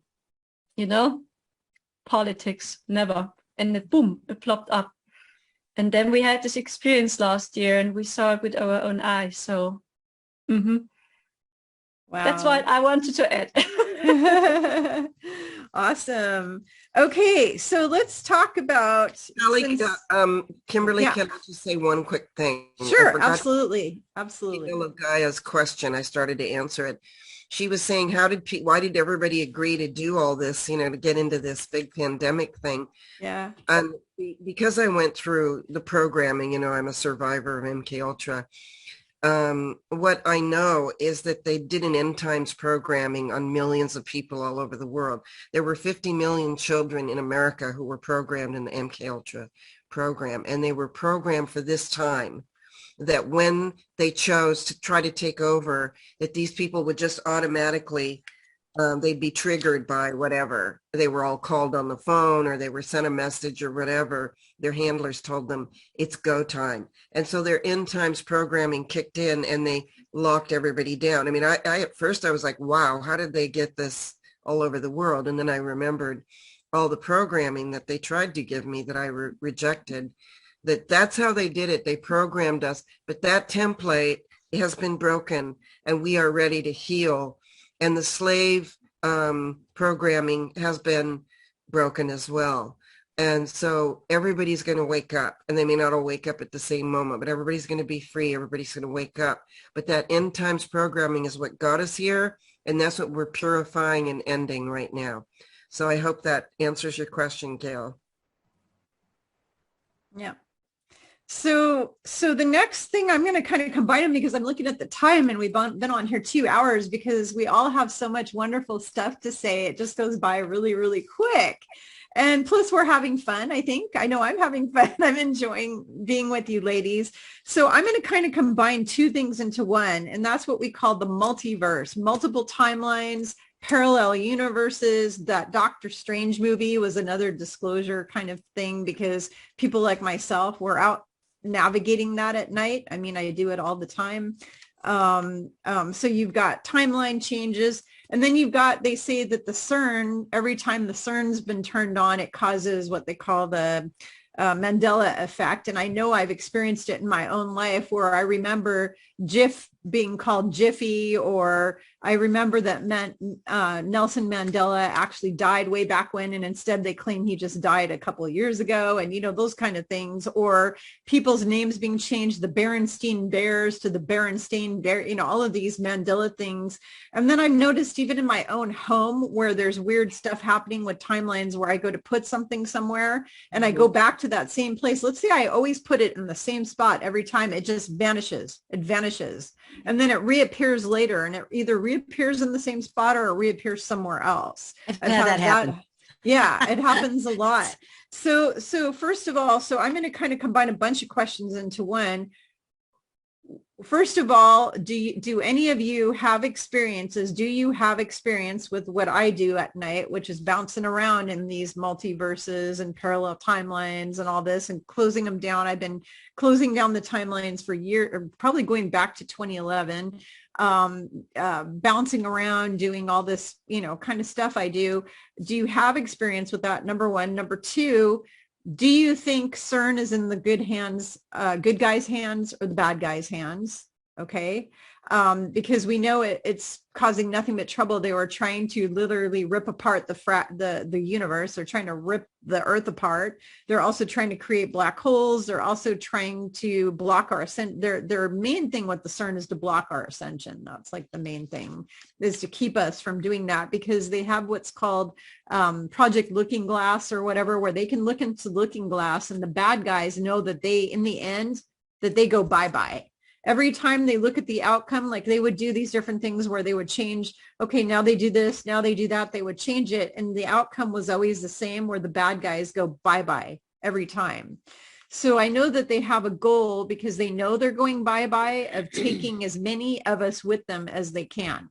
Okay, so that's what they're trying to do. They attack people like Akura every day. I've been attacked a whole bunch of times. They've tried to kill me so many times. You have no idea. Since I was little, they've tried to take me out. Okay. So they tried to take us all out. We know all that. So my question for you is, what do you know about the timelines? Do you feel that we are going to converge into one, what I called what's it called? What is the word for it? It's not the synchronicity. There's a word for it, but it's basically the one. Singularity. Singularity. We're going to go into, thank you, Gail, the one singularity, which is the one ascension time so I've been told, this is what I've heard, that all of these things are all going to collapse all the way down to just this one singularity. It's all going to converge together. What do each of you know about this? What are your thoughts on all this? Where do you think we're going? Where do you think we are right now with it?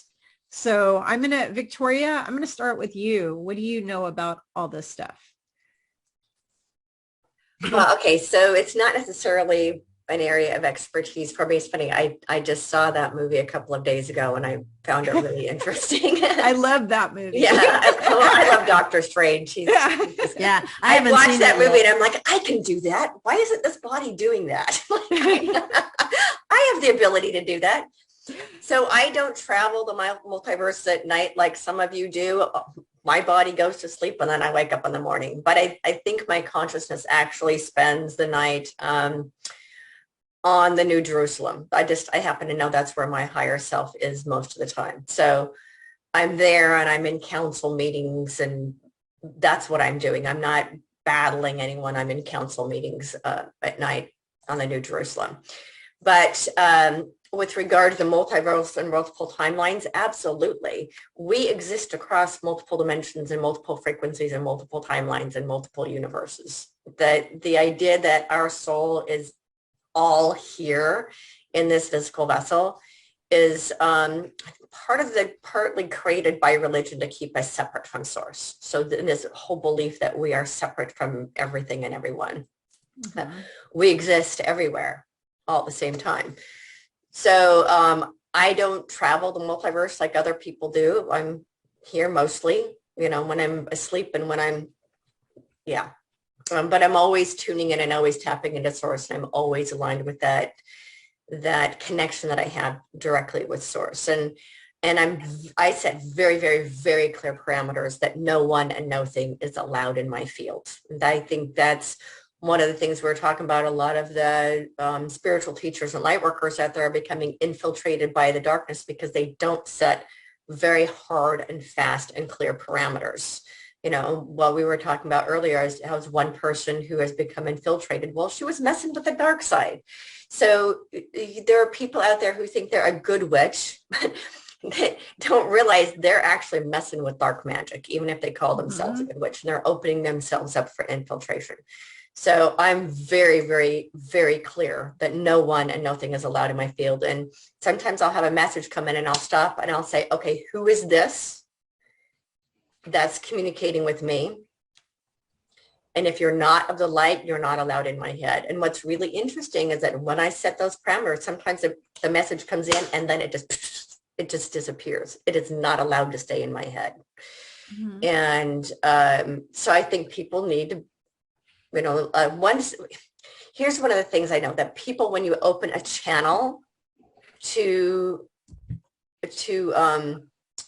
non-physical beings, non-physical entities, anything can then get into that channel unless you are very, very clear about what's allowed in that channel. So a lot of people are letting in channeled information, but it's not necessarily coming from good dimensions. Okay, so I got off topic a little bit, but I wanted to let people know that that's how easy it is to be infiltrated by the darkness, because if they haven't set really clear parameters and they're not in that beautiful space of divine love, other things can get in. So with regard to the timelines and with regard to CERN, so my understanding is that when CERN was created, it was for learning how to explode dark matter and use dark matter as a form of creation. And that they started creating alternate timelines. So with timelines, I think it's important to understand that time isn't an actual line. It's a field mm-hmm. of consciousness, and every mm-hmm. single one of us have our own field of consciousness, and the planet itself has a field of consciousness. So there is no line per se. There's we have experiences that we've agreed to experience within this time-space fields individually, and every single one of us, our time-space field is constantly working in conjunction with the time-space fields of 8 billion other people at the same time. So we are always creating our reality in these time-space mm-hmm. fields. With regard to collective timelines, yes, there have been multiple timelines. My understanding is that they have all now been merged down to only 2.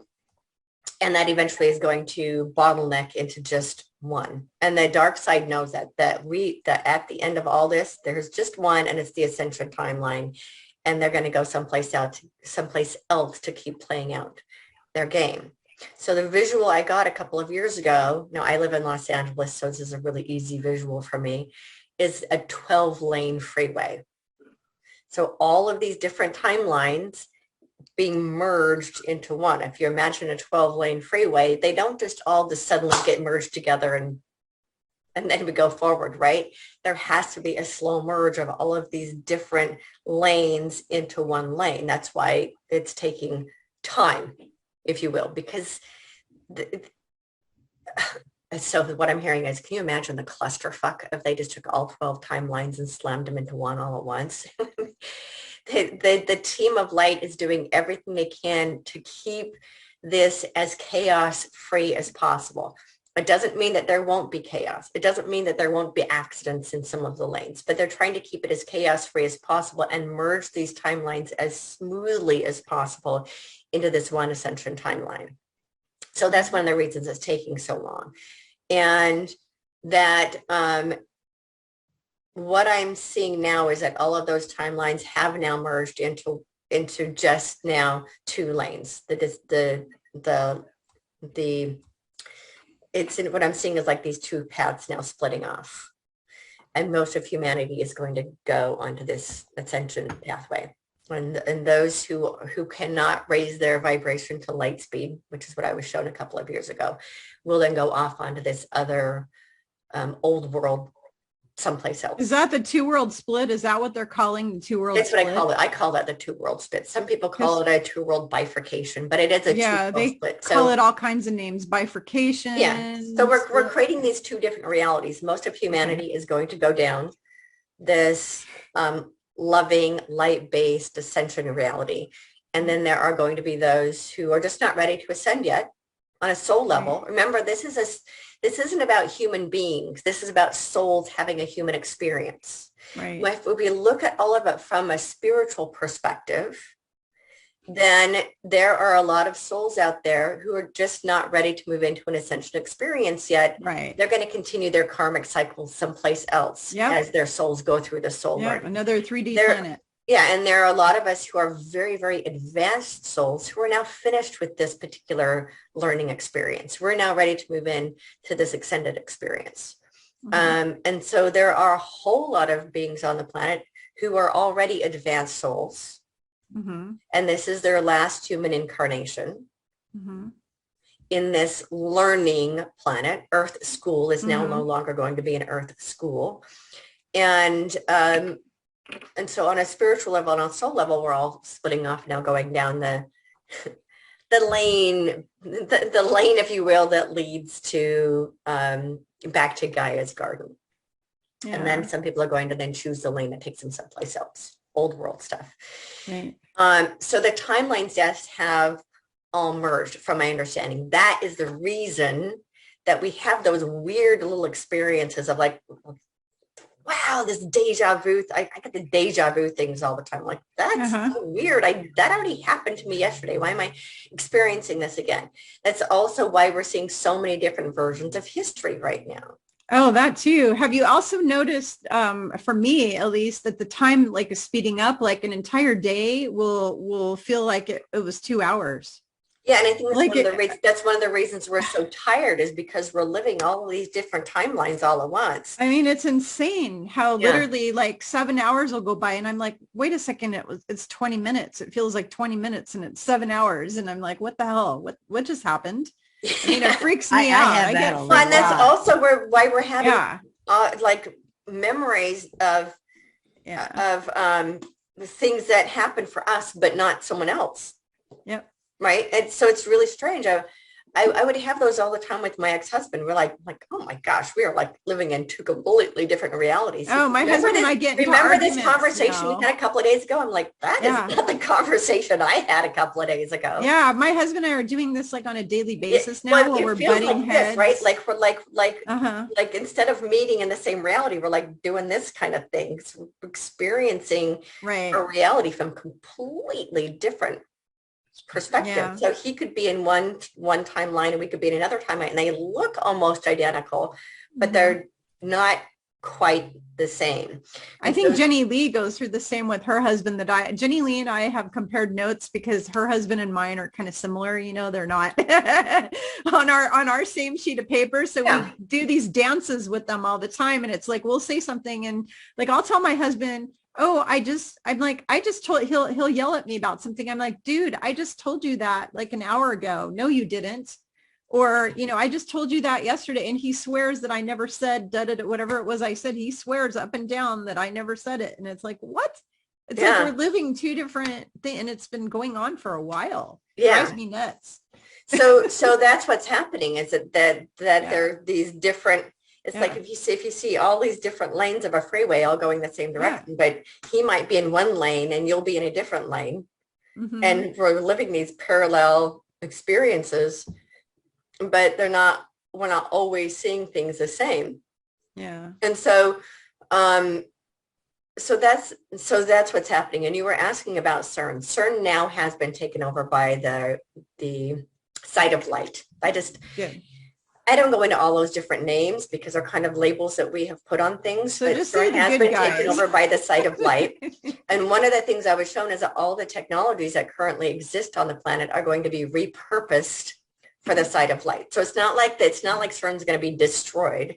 It's going to be repurposed. They're just going to reuse it for a better cause. For healing. Yeah. So a lot of our technologies are actually going to be utilized and repurposed on behalf of, that makes sense. of restoring the planet rather than destroying the planet. Right. And so my understanding of what happened a couple of days ago, people were expecting some big 5th of July thing.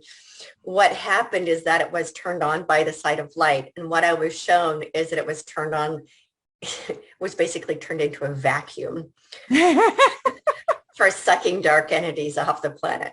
Oh, good riddance. I can see that, a vacuum sucking all the dark. Yeah, so it's like so it was turned back on again, but it was like you know how a vacuum, if you reverse it, up blows instead of sucks.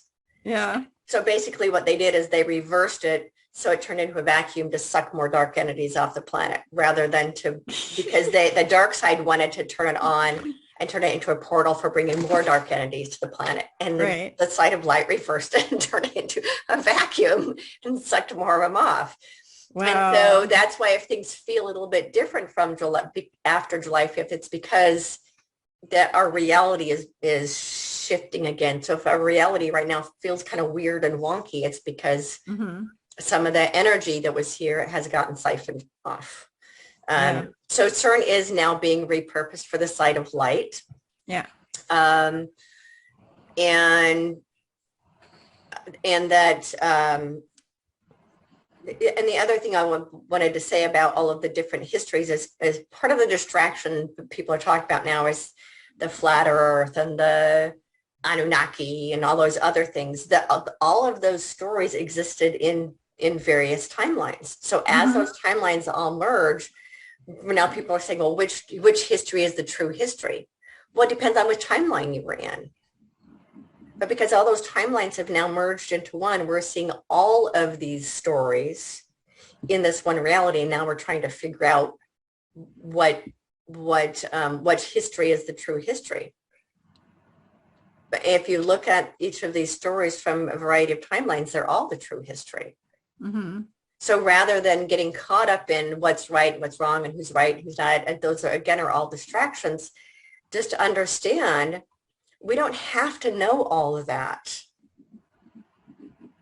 People who insist on knowing all that don't, it's like, well, let's focus on the world we are creating, not what has been in the past. Right. So many people are focusing all their energy on the past instead of being in this now present moment, that they forget that we are actually creating our reality in this moment. Yep. We're not creating our reality based on what happened in the past. We're creating our reality now. Right. So it's one thing to say, okay, that's interesting, but not to get our energy sucked up into it so that we forget that we are creating our reality. Yep. And so we got to stay focused on the now. And then what are we doing right now that's going to create this fifth dimensional reality that already exists? So this world that we want to create, this fifth dimensional reality, already exists. It's already been created in the sixth dimension. We're just raising our consciousness up to the ability to bring it forward into our human experience. Yep. Absolutely. Salini, I sorry to I'm going to have to interrupt you for a minute, but Salini actually has to go soon. So I'm going to let her say whatever she wants to say. And then before you go, because Salini's got to go, Salini, if you want to add to because she did quite a thorough thing there. I don't know if any of us can top it. If you have anything to add to that, great. And then if you can tell everybody where to find you before you go, that would be great. Can you repeat the question? So it's kind of like, what have you experienced yourself, this multiple, like traveling in the multiverse at all, or just experiencing the multiple like the timeline shifts? What have been your experiences with this, and what do you know about it, and CERN, or any of this, like just the subject of this with the multiverse, the parallel universes, the timelines? Like, what do you know about it? What have you experienced? What input do you have about that? You can share with people. Keep it short. I can stay a little bit longer. I agree with pretty much everything Victoria said. I have been able to travel into other dimensions, especially as I began to do my spiritual practices, chanting. I took a mantra from the Holy Mother Amachi. And then as I became her devotee, I was able to travel into the cosmos. But for me, it's not so much about battling demons as it is about healing, people and assisting people all over the planet. And I don't always know when I'm doing it. Sometimes it happens when I'm asleep. So I will have people tell me later, oh, you were in my room at night and you were working on me and things like that. So my soul is capable of doing more than my physical body is capable of. So, and I get visions like all the rest of you commented, you have various things come to you. I get a lot of visions about the future. I see us in paradise. I see us in 5D, and I saw that 30 years ago, but you know, who wanted to listen? Nobody. As for CERN, yeah, CERN was taken over some time ago by the white hats or whatever, you know, the good guys. And this whole thing about they were trying to, there's another timeline that's happening simultaneously where the bad guys win. And they were trying to cut a portal or wormhole into that timeline and suck us into that timeline and suck our energy into that timeline. And they're not going to be ever be able to do it. This is a divine event that was destined by the Holy Spirit, that we would rise into 5D and rise in consciousness, and nothing can stop it. And it's gonna happen, and it's gonna be beautiful. And you know, I see some of it, but I don't necessarily see all of it. Maybe Jenny might be able to see more because she's a remote viewer. For me, it's like Spirit shows me just what I need to see for what I need to handle right then and there. I like what Victoria said about focusing so much on the past. I mean, we need to unlearn everything, but we don't necessarily need to obsess about it because we're creating a new reality that's a higher reality, and we're moving into that. So we don't want to keep going back down into the lower dimensions. So that's kind of a summation of what I feel really good about it. I feel great about the future. It's going to be beautiful. Awesome. I do too. I feel exactly the same. I've been, you know, just to tell you guys all this was back 2.5 years ago. I was sitting on my chair, and the ELO song, because God communicates with me a lot with music because I'm a singer, and the song "There's Going to Be a Party All Over the World" started playing in my head really loud. And I was shown this vision of people just celebrating in the streets all over the world. Yes, I see. was shown that. Yeah. We're very close because look what just happened in Sri Lanka. They deposed their government. Mm-hmm.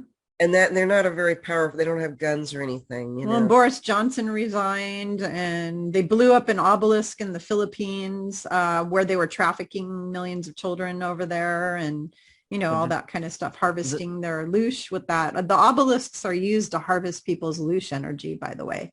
The Vatican is burning. Yeah, I heard that too. Yeah.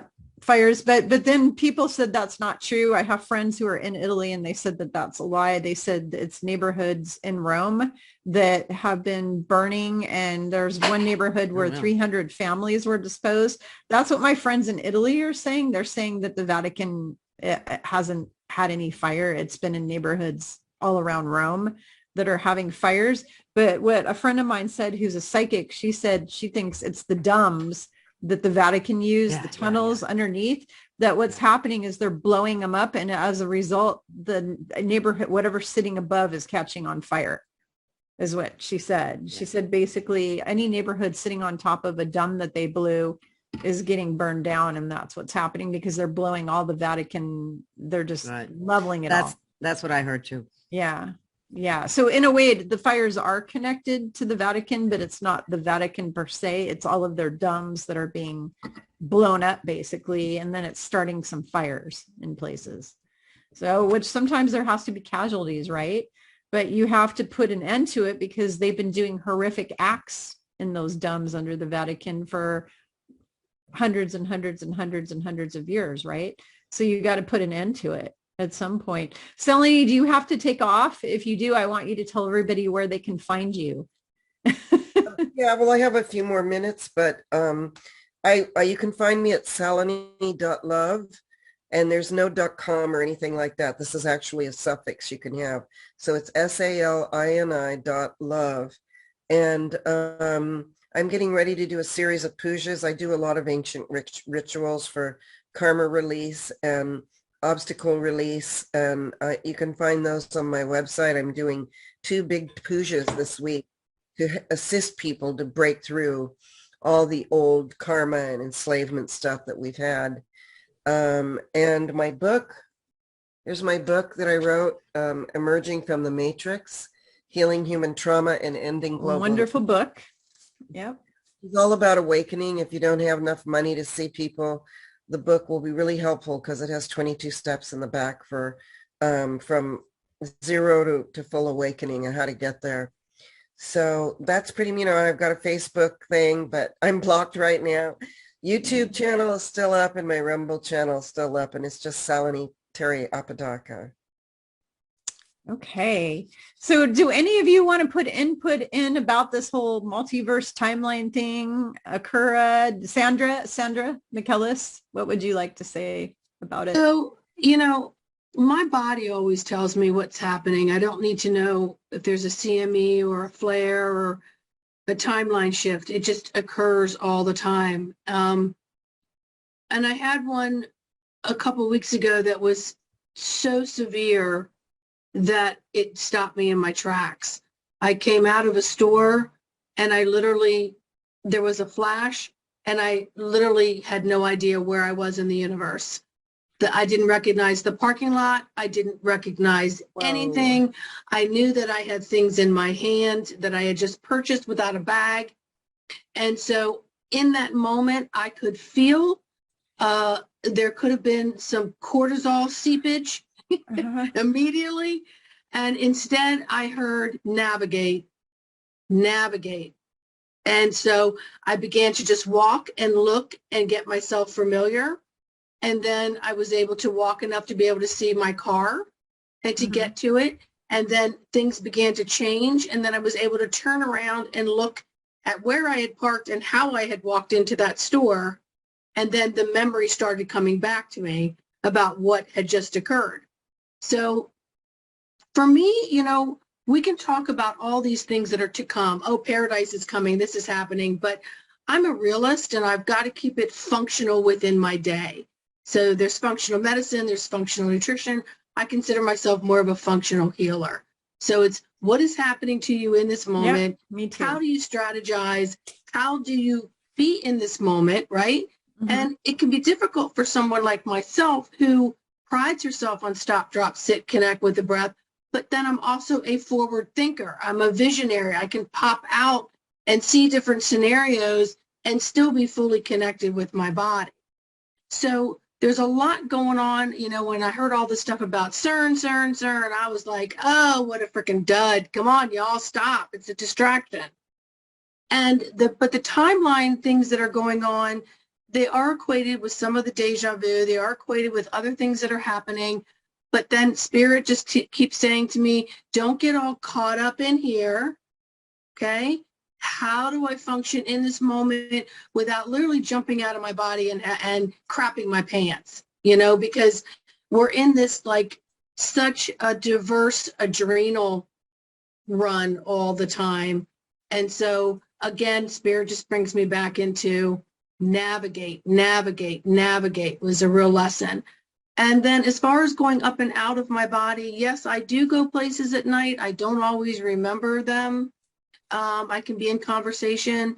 And just last week, I was waking up and I kept hearing, I've arrived. And then I could feel my body, the aches and pains within my body. And my mind was going, no, go back out. Don't feel all this aches and pains, But there's a lot of things that are happening, but we are all merging into all the fragments of ourselves, all the fragments of the time, whatever you want to call it. But again, stop, drop, breathe, connect with your breath, keep it as simple as possible. Don't overthink it. Don't get your body, because we're used to being adrenal junkies.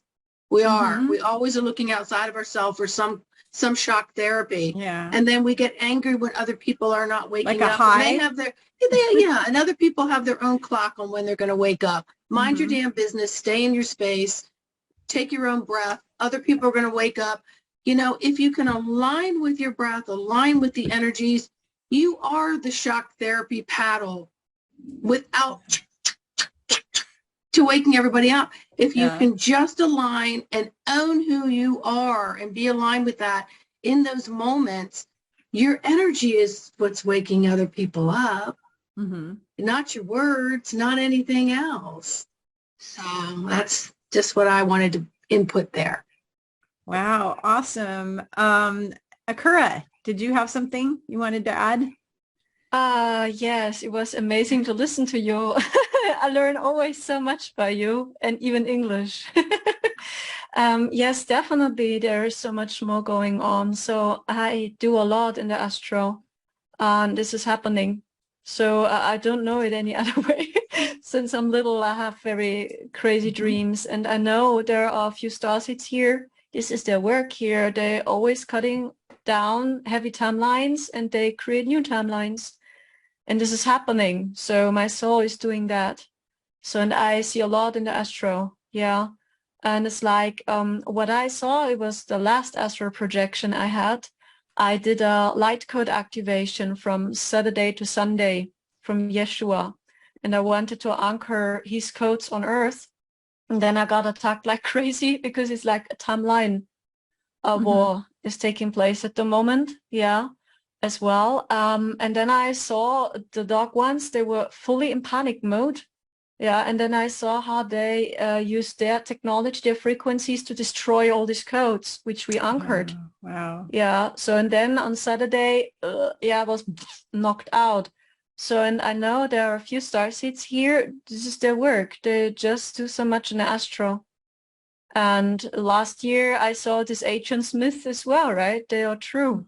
So from the movie, they joined my dreams as well. Like, yeah, like the Matrix. Yeah. Yes, of course. And what I feel is, I think this will continue a little bit, this complications, but I feel in common, we are jumping higher into a higher timeline, especially when I feel the energy of the sun.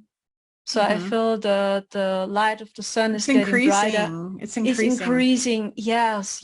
And I love it so much to spend time in the sun. That's what I tell my community always, because you integrate so many codes now. Yes. And it's helping me a lot to stay in the now. Codes. Yeah, downloads, and you receive so much energy as well. And I feel the same. Sooner or later, all this will merge, is what I feel. But at the moment, I feel this split. Yeah, and we can see it very clear with our beloveds or with old friends, or with the collective as well.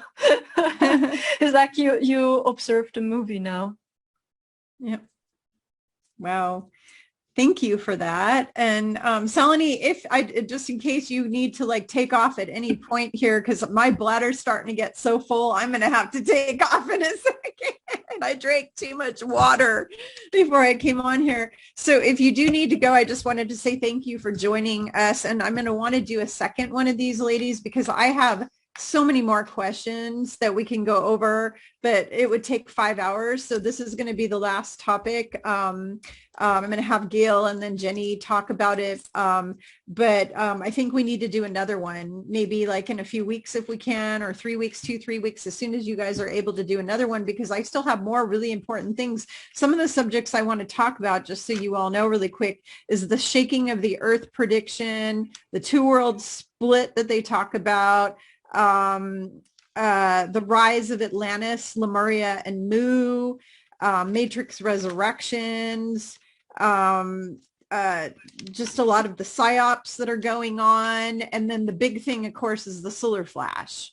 We really need to go into depth about that, about what it really is, what's going to happen to people, because people are freaking out. Some people are really scared that they're going to die or something bad's going to happen. So we need to calm everybody. And I will tell everybody right now, anyone who's listening, when that thing hits, if you are a loving, good person, you have not a darn thing to worry about. The only people who are leaving here with that are bad people, evil people, bad people, hateful people, narcissists. That 30% that Christ told me, he said 30% of humanity are narcissists, and they're going to be going. The sociopaths, the psychopaths, the controllers, anybody who's just a shitty person. That's why I said the Bible sums up to don't be shitty, because if you're shitty, you won't be here when the flash hits. But I do want to go more into depth about it, and I think we need to come back. Are you guys all willing to go on another one of these so we can talk about other topics? Okay, cool.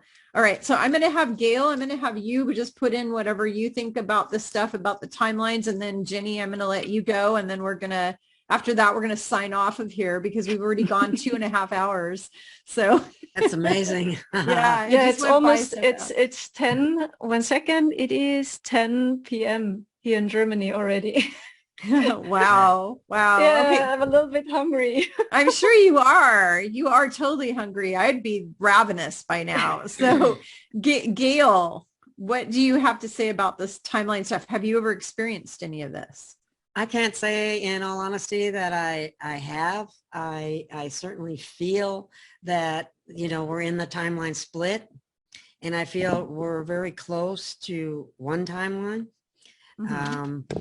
But and I can't say that I recall traveling the multiverse like you guys talk about, as Victoria mentioned. She doesn't recall it either. But I've also been told that those of us who don't recall that, we are participating, but we leave the body through the Charon chakra. And we don't recall, and we may not recall because of our light warrior status. We don't want to bring back anything that the dark will be able to pick up out of our mind and use against us. Yeah. So it's difficult for me to say much more than that, because that's I guess that's all I know. Yeah. And, I do a lot through feeling and empathy and intuition, but a real clear, I've had visions and meditations, and it's just recently that I start to recall a dream or two. So, and that's after I asked my higher self, so to speak, why can't I, recall a dream? and then I did, but it didn't make any sense. But anyway, so that's where I'm coming from. I feel like I'm just like a lot of people out there that have similar experiences, that they're not really, they can't recall the exact nature of the visions or the dreams or whatever they went through. So can I tell you why that is, or why this is something I've been working on with my private clients. So, because Gail, you're an angel warrior when you're not in your physical human meat suit. Okay. You're an angel warrior. So what's happening is a lot of us are going into tunnels or going out in space and battling really creepy ETs, a lot of really gruesome, traumatic stuff. So what I found out is that with a lot of my clients who are warriors out there, is you're going out there, you're fighting battles, and it's really traumatic and gruesome. And if you were to remember all of what you're doing, your human mind would not be able to handle it. It could make you physically sick, because your physical body, 98% of illness is caused by emotional stress. Okay. Yeah. So the thing is that if you are emotionally traumatized at night when you're going and doing this, and you brought that back with you, it could actually make your physical human form sick. So you're actually being protected from knowing what you're doing and seeing what you're doing and remembering it in your physical form, so that you are not made sick. So that's the biggest issue with that. That makes a lot of sense, because I am very empathetic, and that would, and that kind of thing might have a very adverse effect. So. Yeah, because I mean, so I'll give you an example. I had a situation where I went out and did something, and for the first time in history, it was like I was peering down into a semi truck and somebody peeled the lid away. I could see down into it. And inside the semi truck were like 50 little boys. They were naked except for their underpants. They were scared. They were crying. They were shaking. They were terrified, and they were being trafficked by these psychopaths. And I was involved with the angel army, freeing these kiddos, getting them out of that situation. But I had never witnessed that before with my own eyes. When I came back into my own body, I cried for, I think, the whole day after seeing that, because it traumatized me very badly. And I wish that I wouldn't have remembered it. I wish my memory would have been erased of that, because seeing that made me, I'd never seen anything so horrible in all my life. Those boys were so terrified, and the fear, because I'm an empath and I could feel all their fear. I could feel it. I could feel their sadness, their grief, their pain, their suffering, just everything. They were horribly traumatized, and I could pick that up. And I really wish my memory would have not. And normally when I'm involved in those kind of things, my memory is erased and I don't remember it.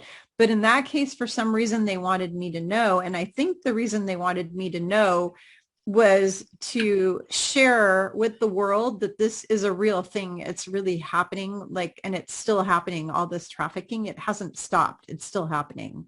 There's a whole bunch of people saying, oh, it's all been stopped. It hasn't been stopped. It's still going on. And so I'm here to get the word out, I guess, that this crap, this evil, horrible, disgusting, sadistic, satanic crap, it's still going on, because the minions who are still here are perpetrating all of it. Yeah. So, anyway, so that is why people have their memories erased. They'll come in. I have clients who say when they wake up, they're covered in bruises and they don't know why. I had one client send me photos of her leg all bruised, because what's happening is she's going out at night, she's fighting battles, and her physical body is actually showing the battle scars. It's showing the battle scars. I've even had people come in the morning and feel like they've been stabbed to death in their side, like they've been stabbed through their side. And it's because they were in the astral, they were stabbed in their side. So this kind of stuff, it's not only real, but it's really traumatizing and really quite awful when it happens. But, you know, we signed up, we volunteered. I can't sit and bitch and say, I don't want to do this anymore, because I volunteered for the mission and I made the choice. And I'm, you know, I had free will to choose that I was going to come to this planet at this time and get involved with this. So I can't sit and bitch about it. And only the best were chosen. Yeah, exactly. The best of the best, because what is that thing? Many were called, few were chosen, or many are chosen, few are called, whatever that is. Yeah. So yeah, absolutely. Absolutely. So Jenny, I'm going to finish with you. What do you have to say about all this kind of stuff? And do you have any photos? Because picks drawings, because she draws everything. Like any I'm working on creator stuff right now. This is actually Gaia that I did September of 21, when she talked about moving all her precious animals off Earth and was taking them to start the new process. So I mean, that's just, and it was just an encounter. You know, I don't look at it as trying to go after or direct something. It's just imagine getting there. So I want to talk to you guys about CERN. Okay. That's a 3D reality that was plotted and put and set for a trigger point for all of you to see if you create it, because they say it and what it is. It has no power. It was never going to have power. It goes down 17 miles down into the earth. It was already done before it started. But the media and everything is triggered to a certain point to see where your level's out of triggering. And so what happens is YouTube media gets a hold of that, because they don't get any information, so they just recycle the same thing. They recycle. So when I teach, Sandra will tell you, I teach the students, you can look at 3D view. You can look at it from that view, but you can completely say, I'm in power of that and I'm not a part of that. And then you can completely, and it's in seconds that you're not a part of it. So CERN was never going to happen. It was just something that they put out there to trigger. And that was already because they went to the future to be able to change the past. They didn't have the mechanical process to even get it started. It was never going to happen. Just like nukes, it's never going to happen. But the thing is people need to understand to stay in your oneness. And what Spirit put me through years ago, there's like, we have to put you through every aspect of fear to make sure you do not go into any type of fear mode. And I've been to some extreme situations physically, and I had to stay in that mode. So when you're looking at it and you're hearing it and you're seeing people trigger from it, it's mixing that up. It's feeding that up. So what you guys need to pay attention to from here out, they're going to try to push more and more Okay. And as you're staying in that oneness, it doesn't exist, because that millisecond spirit will tell you, nope. Then stay in the view of the 5D. So timelines. Spirit gets annoyed because they said time doesn't exist. And they hate me bringing up time, because they're like, it doesn't exist. It can change within seconds. It's your reality of interpretation of information and your fear. So, so the thing is, for time, it's dimensional. So when you're in a dream, people think that dream's attached to them, and often you're going through a dimension of information. And when you're aware in the dream, this is information you're supposed to hold, but you're not connected to emotionally. Okay. So then they'll show you more, you know, and that's the thing about it, is there's a reality of the 3D with the veil of understanding, which is limited. So they're going to stay in that fear. And whatever the media puts out, they're going to be triggered by it. They'll stay in that fear. Okay. Absolutely. Like I said, the ones we're on this level of seeing things, but we are not attached to it. We are not giving the fear into it. We're not giving the power into it. It doesn't trigger you. The best thing you can do right now is not be triggered by anything. That is the right. stage. Ignore it. Just ignore it. No one, don't even, out, done. Right. You're in power, and you'll feel the power more. So that's the whole thing. You are going to see more trigger points that are coming, and you will see the media mix it, because it shows you where they are. Honestly, when they say awaken and be awake, you're going to see it, because then they'll go into that fear mode. So you're standing there and going, it's a different existence. It doesn't affect me. So that's the whole thing about it, is each individual is tested in the spiritual level of where you're at. Every day they're going to test you on this. And you just push it aside and understand that nothing in 3D right now has power. Nothing. And they still act like it does. So if you put your time and effort into 4D and 5D, you come back down and ascend into this, you don't care, because you know it doesn't matter. So timelines, it depends on what you feel is real or not. Our body is only going to stay in 3D. It's not going into 4D or 5D. That cannot ascend into that. We go into light figure vessels that energy flows through, and we are able to put energy in a direction and work with. This was all just a test of a limitation.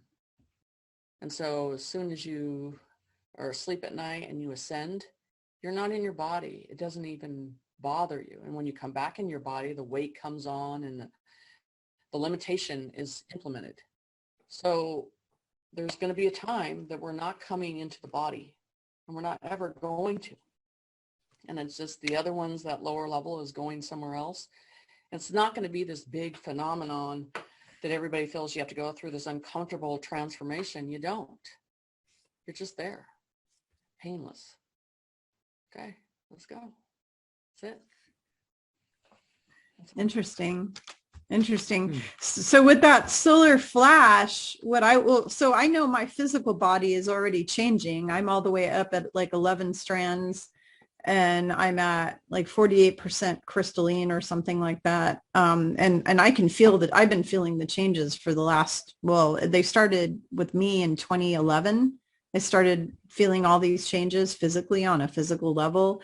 And then I have out of body experiences. I have stuff like my heart, when my heart gets upgraded, or other parts of me get upgraded, where I have these, where it's vibrating. Like I was getting a heart upgrade this last week, and my whole chest just kept vibrating like a vibrator. So I know that my physical body is changing. And but I don't know what it's going to look like when it's completed. Like, I don't know what the completion looks like. I just know what I'm going through right now. That's all I know. Yeah, because the flesh isn't going with you. So, and you can go in and see your glimpses. I do something called the universal line, and go up there, and they'll show you there's a door that we can all go through, and ascend up and see everything. It's always been the connection with source and you to have that. And not all these blocks of you have to do this, this, this. They're like, go straight up, go in and ask questions. Ask Sandra. Yeah, I know Sandra did that with you. But it's easier than we think. We just make it hard. And the spiritual community has tried to downplay it. And, you know, you have to make it hard to get through those levels. And they're not teaching people from that individual's level. They're teaching it from their level. And it was never supposed to be that way. Spirit was always supposed to be in charge of how your activation starts. So we were always supposed to be just being assistants to spirit. We weren't never supposed to be the one leading everything. They're the ones. So if you tap into what's behind them, they'll tell you where they need to ascend and how they need to go through those doors. But that's not a bundle of money by giving them the free answers. You know, it doesn't hold and contain us. It's not going to happen anymore. So you might as well give it to them and rip off the Band-Aid.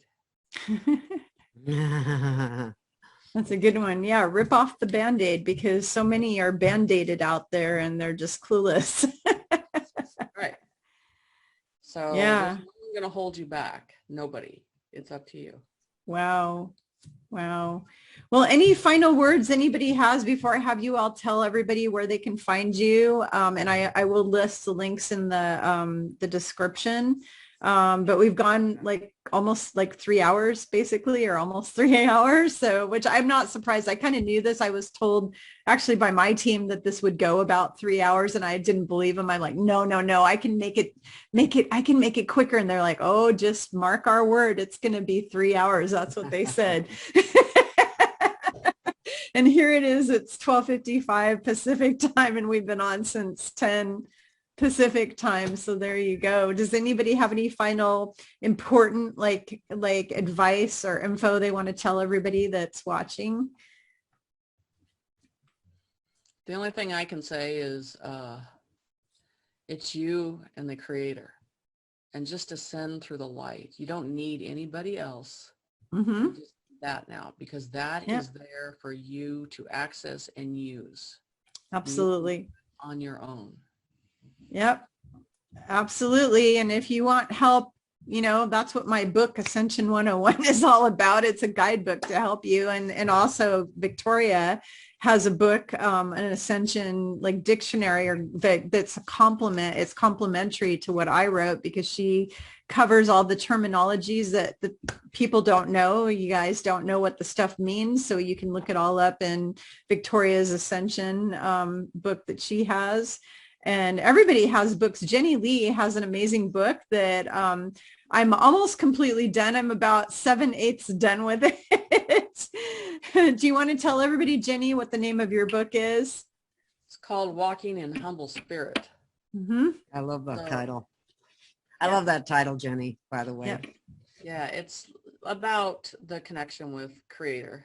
Yep. And walking a line that they need you to walk, and putting yourself in the situation the same as I, and put yourself in those interpretations and environments, and helping you ascend into only dealing with the light, and being very aware of the darkness and how you can identify them. Yeah.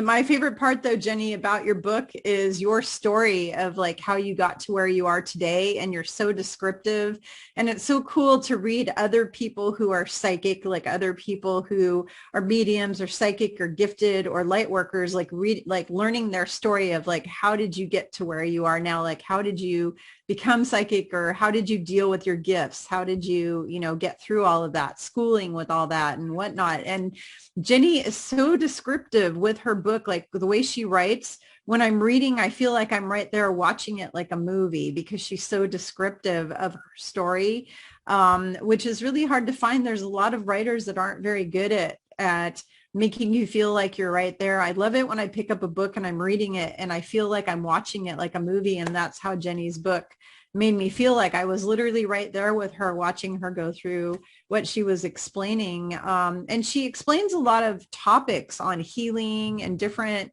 spiritual topics in such a nice, grounded, down to earth way. Everything Jenny does is very down to earth and very grounded. And the way she described everything in all of the chapters in her book is, I already knew all the info. Like I read it because I wanted to see what she did and I wanted to be able to talk about it. That's why I read it. But I already knew like all the stuff you share in there, other than your personal story. I didn't know that. But all of the spiritual stuff you share about healing and everything, I already knew that. But it was nice. It was kind of a nice, I guess, reminder or refresher for me, because I got a lot of reminders. So even people who are very awake and know a lot about, or even psychic, whatever, you could read Jenny's book and you're still going to learn something, because it was very interesting. Just the whole book was very interesting. So, and informative. So I just wanted to share that. So Jenny, how can people find you on the internet? Just everything's on the website, just www.jennyssight.net. Everything's on there. Okay. Jenny's site. Okay. Very good. And I'll have that link below. Akura, do you want to share with everybody where they can find you? My website is called psychicmedium-akura.com. And I offer guided meditation now on my website. Because I love it to sing and speak in light language. That's what I usually do. I love it to transport codes, the divine feminine as well, Yeshua codes. Yes.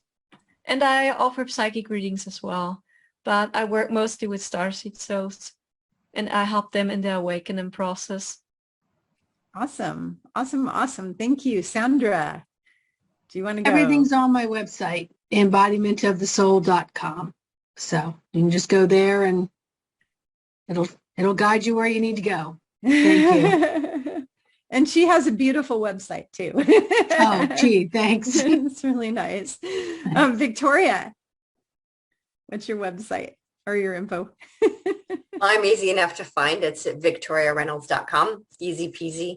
And then my YouTube show is Fearless and Free TV. On my website, I do have 4 books. As you mentioned, Rise Up. That book right now is free.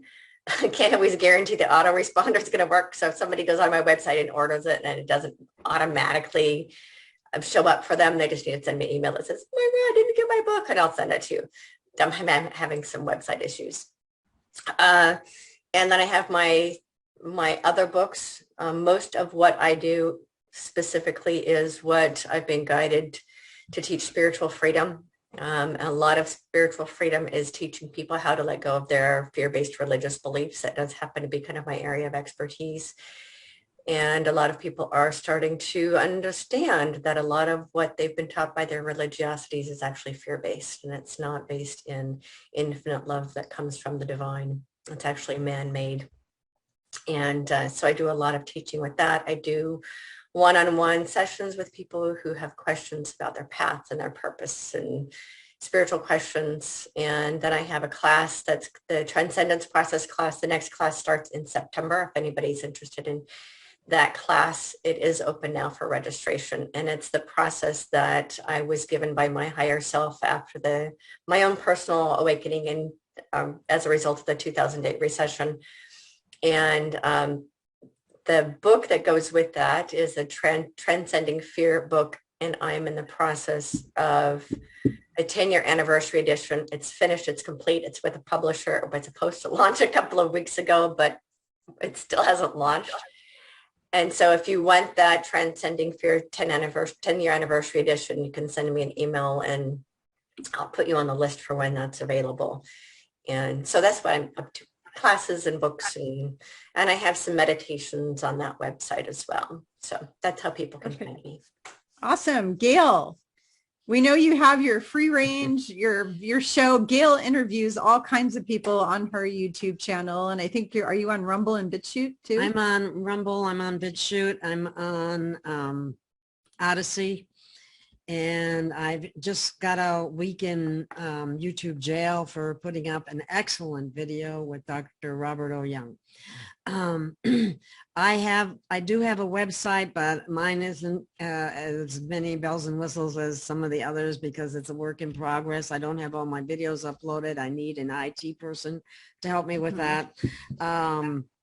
And so one of the best ways to keep abreast of what I'm involved is with getnews.galeofgaia.com, and all the different platforms that I'm on can be found if you just search galeofgaia.com, more so even than free range, but I think they both come up.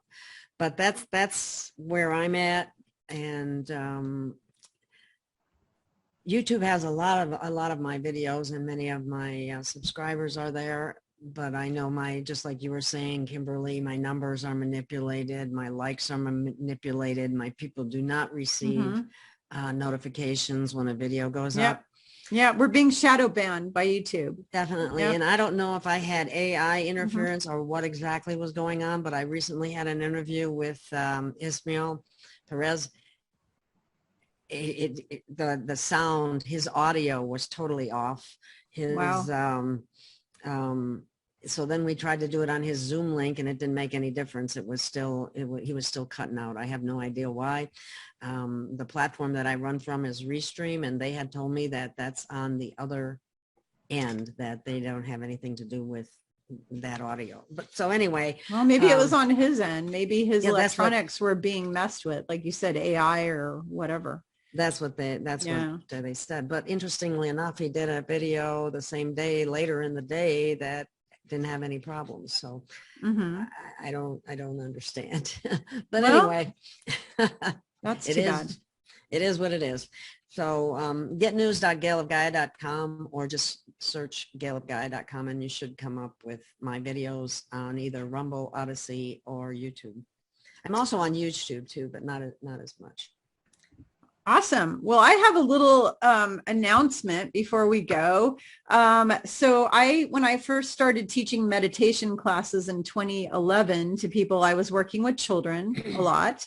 And our children on this planet, I just did an interview with Spiritually Raw going over how we've totally screwed over all the children on this planet, and we've run them between the bad systems and the schools and the TV and the cell phones and just on and on and on. We were talking about that. And the thing is all of the children have been horribly traumatized over the last 3 years with all this baloney going on the earth, between putting face diapers on and not being allowed to play with their friends and being isolated and on and on. So I created something to help all the kiddos on the planet. It is a guided spirit animal guided meditation just for children ages 5 and up. I expect the parents to do this with the child, so they'd be listening to it and doing it with the child at the same time, because you got to set an example. But that is on my website now, which is spiritualgrowthjourneys.com, just like the name on my above me, but with the .com afterwards. And I have 7 classes up there, 7 or 8 classes. I have a pendulum class to teach you how to be your own psychic. I have a basic meditation course and mindfulness present moment course for adults, because I am a certified meditation and mindfulness instructor. I've got a 3-video, 9 hours of instruction energy medicine workshop to teach you how to heal yourself and other people. I have a past life regression kind of a class that you listen to. You just lay back and listen to it and do your own past life regression. I've got a chakra balancing and healing workshop and a lot of other stuff up there. So, and I also do private sessions, as a psychic and as a counselor and as a life and health coach. And I'm also a medical medium, or what you call a medical intuitive and health coach. So you can book that with me at spiritualgrowthjourneys.com. And I thank all you beautiful ladies for being here. It's too bad Selene had to book off of here, but she's got a busy day. But I am so honored to have you all, and I hope you will come back so we can discuss some more of these topics I have written down, because I've got so many ascension topics written down here, but we only have so many hours in the day to cover all this. And everybody had so much good stuff to say. Thank you so much for all your input. I really appreciate and love you all so much. And I love all of our listeners. Thank you for supporting my channel and all these ladies' channels and all the work that they're doing. We love you all, and we really appreciate, because we're here, all of us are here, all 7 of us, including Selene, I'm speaking for her. The only reason that we are on social media and YouTube and doing all this work is to be of service to humanity and help you all with your ascension. So we wouldn't be here if you guys weren't going through this process right now. We wouldn't be here talking to you. So without you, we wouldn't be here. So we honor you, and we're grateful for your patronage. And please check out all these ladies' websites, books, podcasts, video shows, etc. And we will see you next time, everybody. Bye-bye. Bye. Right? Bye, everyone.